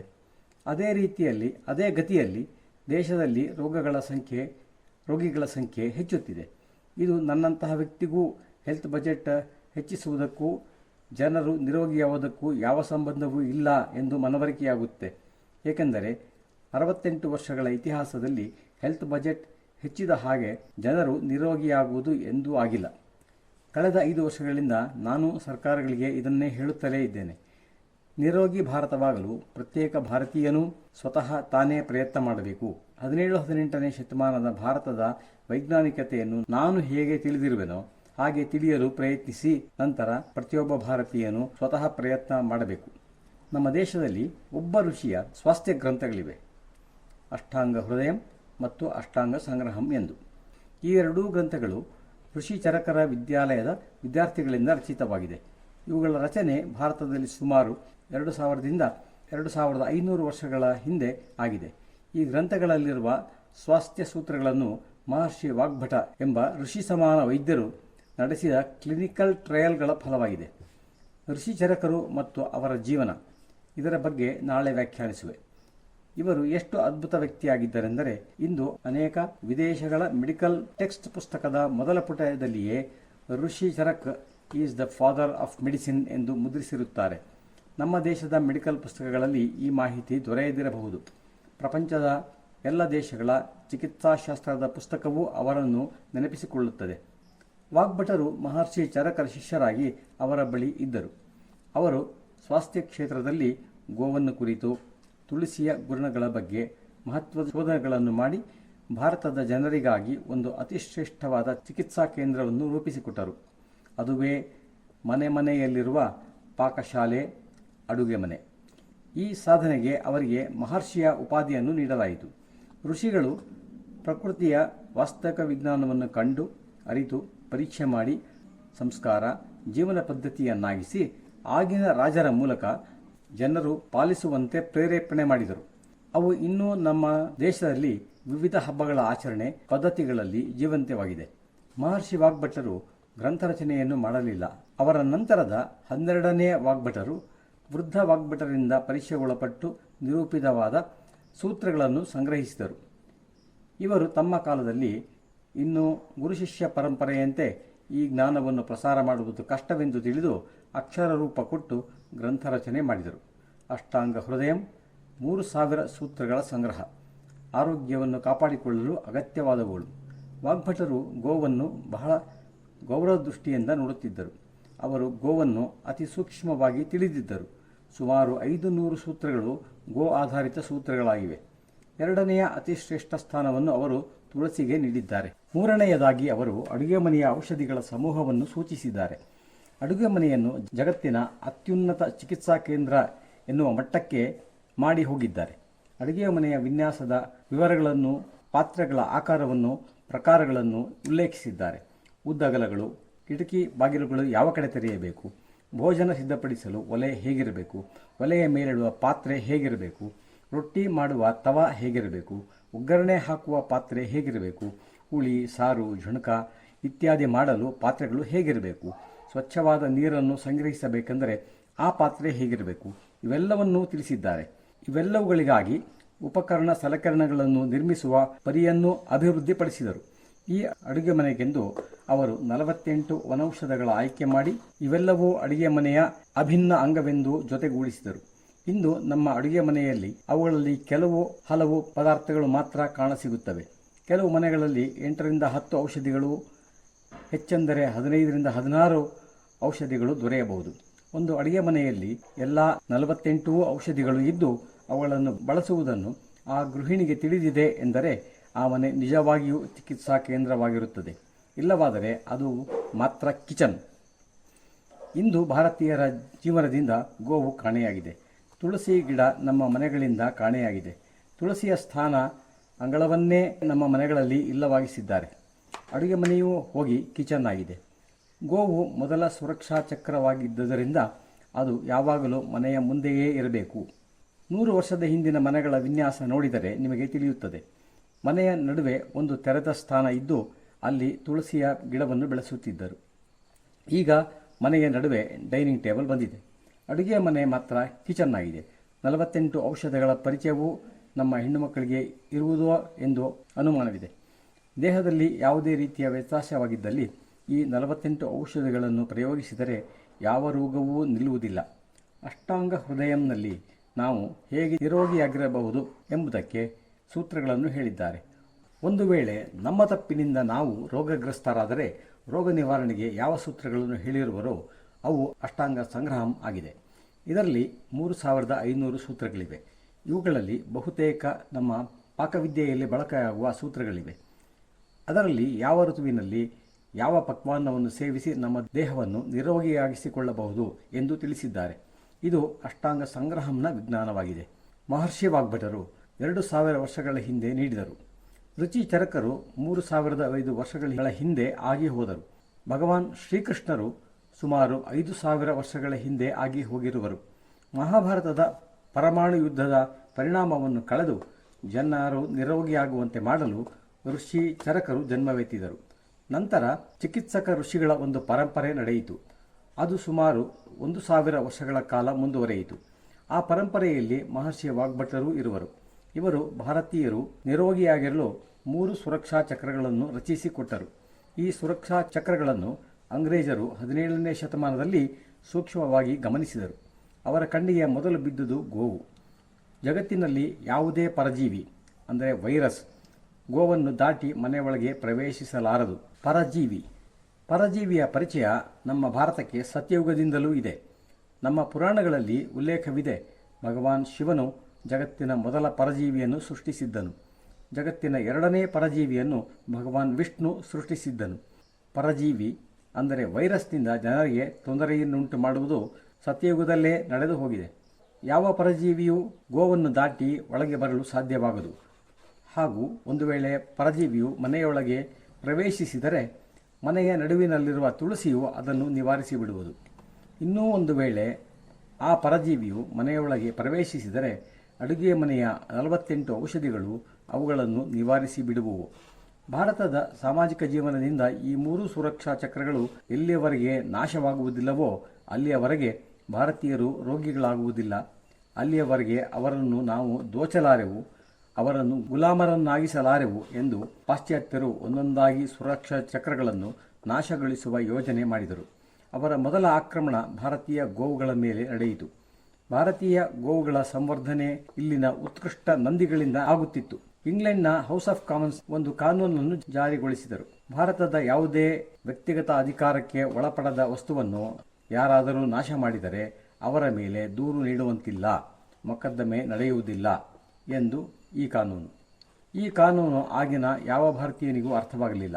ಏಕೆಂದರೆ ಇಲ್ಲಿ ನೇರವಾಗಿ ಗೋಹತ್ಯೆಯ ಉದ್ದೇಶ ಕಾಣುತ್ತಿರಲಿಲ್ಲ. ಭಾರತದಲ್ಲಿ ನಂದಿಗಳು ಯಾವ ಒಬ್ಬ ವ್ಯಕ್ತಿಯ ಒಡೆತನಕ್ಕೂ ಸೇರಿರುತ್ತಿರಲಿಲ್ಲ, ಯಾವ ಒಬ್ಬ ವ್ಯಕ್ತಿಯ ಒಡೆತನದ್ದೂ ಆಗಿರಲಿಲ್ಲ. ನಂದಿಯ ಸ್ವಚ್ಛಂದತೆಗೆ ಯಾರೂ ಅಡ್ಡಿ ಇರುತ್ತಿರಲಿಲ್ಲ. ಯಾರ ಹೊಲವನ್ನು ಮೇಯ್ದರೂ ಯಾರೂ ಅಡ್ಡಿಪಡಿಸುತ್ತಿರಲಿಲ್ಲ. ಗ್ರಾಮದ ಗೋವುಗಳ ಸಂವರ್ಧನೆ ನಿರಾತಂಕವಾಗಿ ನಡೆಯುತ್ತಿತ್ತು. ಅಷ್ಟು ಉನ್ನತ ಭಾವನೆ ಭಾರತೀಯ ಕೃಷಿಕರದ್ದಾಗಿತ್ತು.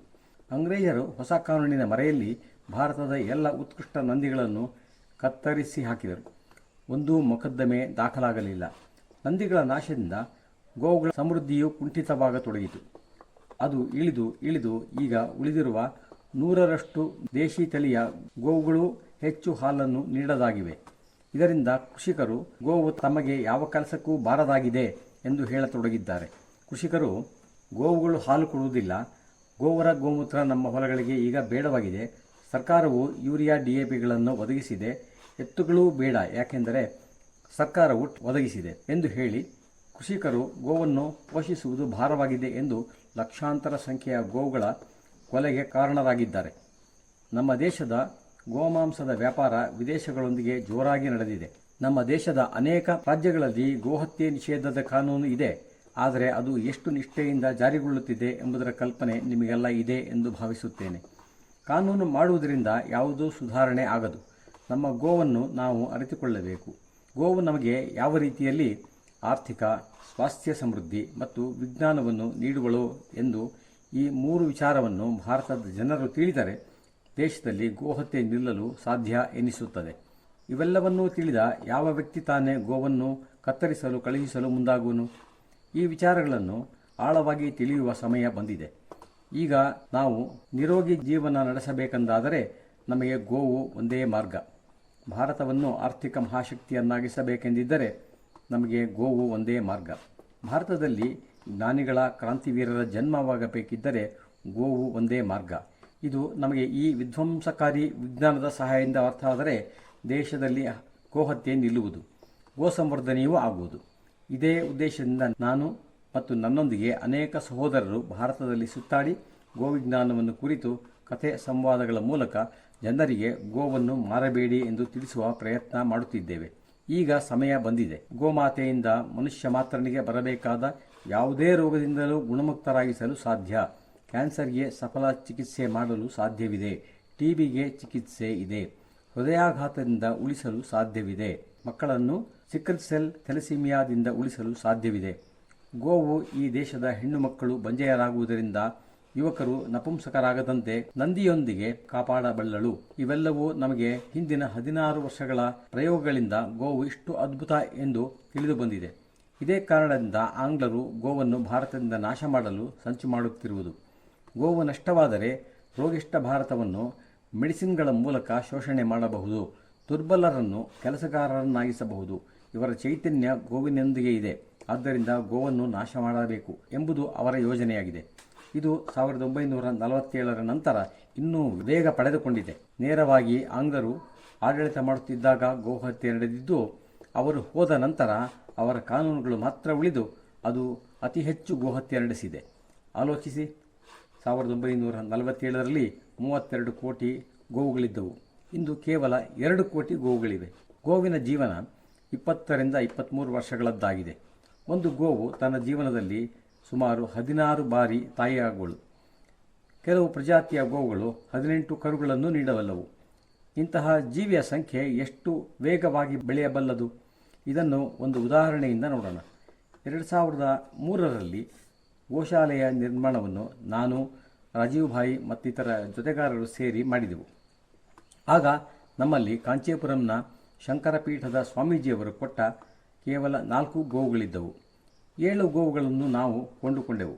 ಒಟ್ಟು 11 ಗೋವುಗಳಾದವು.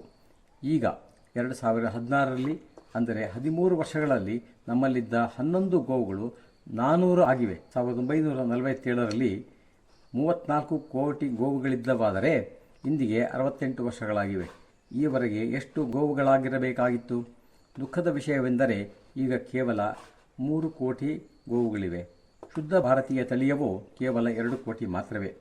ನಾವು ಭಾಗ್ಯಶಾಲಿಗಳಾಗಿದ್ದರೆ 38,000 ಕೋಟಿ ಗೋವುಗಳಾಗಿರುತ್ತಿದ್ದವು. ಹಾಗೆ ನಾನಾದರೂ ಆಗಿದ್ದಿದ್ದರೆ ಭಾರತದ ಆರ್ಥಿಕ ಶಕ್ತಿ ಎಷ್ಟು ಹೆಚ್ಚಾಗಿರುತ್ತಿತ್ತು ಎಂದು ಊಹಿಸಿದರೆ, ಆಗಿನ $1 ಬೆಲೆ ₹1 ಆಗಿತ್ತು. ಈಗ ಅದೇ $1ಗೆ $60 ಬರುವಂತಾಗುತ್ತಿತ್ತು. ಕಲ್ಪನೆ ಮಾಡಿ ನೋಡಿ, ನಮ್ಮ ದೇಶಕ್ಕೆ ಎಂತಹ ನಷ್ಟವಾಗಿದೆ ಎಂದು. ಇಂದಿಗೂ ನಮ್ಮ ಪ್ರಧಾನಮಂತ್ರಿಗೆ ರಾಷ್ಟ್ರೀಯವಾಗಿ ಗೋಹತ್ಯೆ ನಿಷೇಧ ಕಾನೂನು ತರುವ ಧೈರ್ಯ ಬಂದಿಲ್ಲ. ಇಂದಿಗೂ ನಮ್ಮಲ್ಲಿ ಅದೇ ವಿವಶತೆ ಇದೆ. 1947ರಲ್ಲಿ 18ನೇ ಶತಮಾನದಲ್ಲಿ ಆಂಗ್ಲರ ಗುಲಾಮರಾಗಿದ್ದಾಗ ಇದ್ದ ಹಾಗೆ ಯಾವಾಗ ಈ ದೇಶ ಗುಲಾಮ ಮಾನಸಿಕತೆಯಿಂದ ಹೊರಬರುವುದೋ ತಿಳಿಯದಾಗಿದೆ. ಇಂದಿನ ಕಥೆಗೆ ಇಲ್ಲಿ ನಾನು ವಿರಾಮ ನೀಡುತ್ತೇನೆ. ನೀವೆಲ್ಲರೂ ಬಹಳ ಗಮನವಿಟ್ಟು ಕಥಾ ಸಂವಾದವನ್ನು ಕೇಳಿಸಿಕೊಂಡಿರುವಿರಿ. ಅದಕ್ಕೆ ನಿಮಗೆ ಮತ್ತು ಈ ಕಾರ್ಯಕ್ರಮವನ್ನು ಆಯೋಜಿಸಿದ ಸಂಸ್ಥೆಯ ಎಲ್ಲ ಸಾಧಕರಿಗೂ ಅವರ ಗುರುಗಳಿಗೂ ಕೃತಜ್ಞನಾಗಿದ್ದೇನೆಂದು ಹೇಳಿ ವಂದಿಸುತ್ತೇನೆ.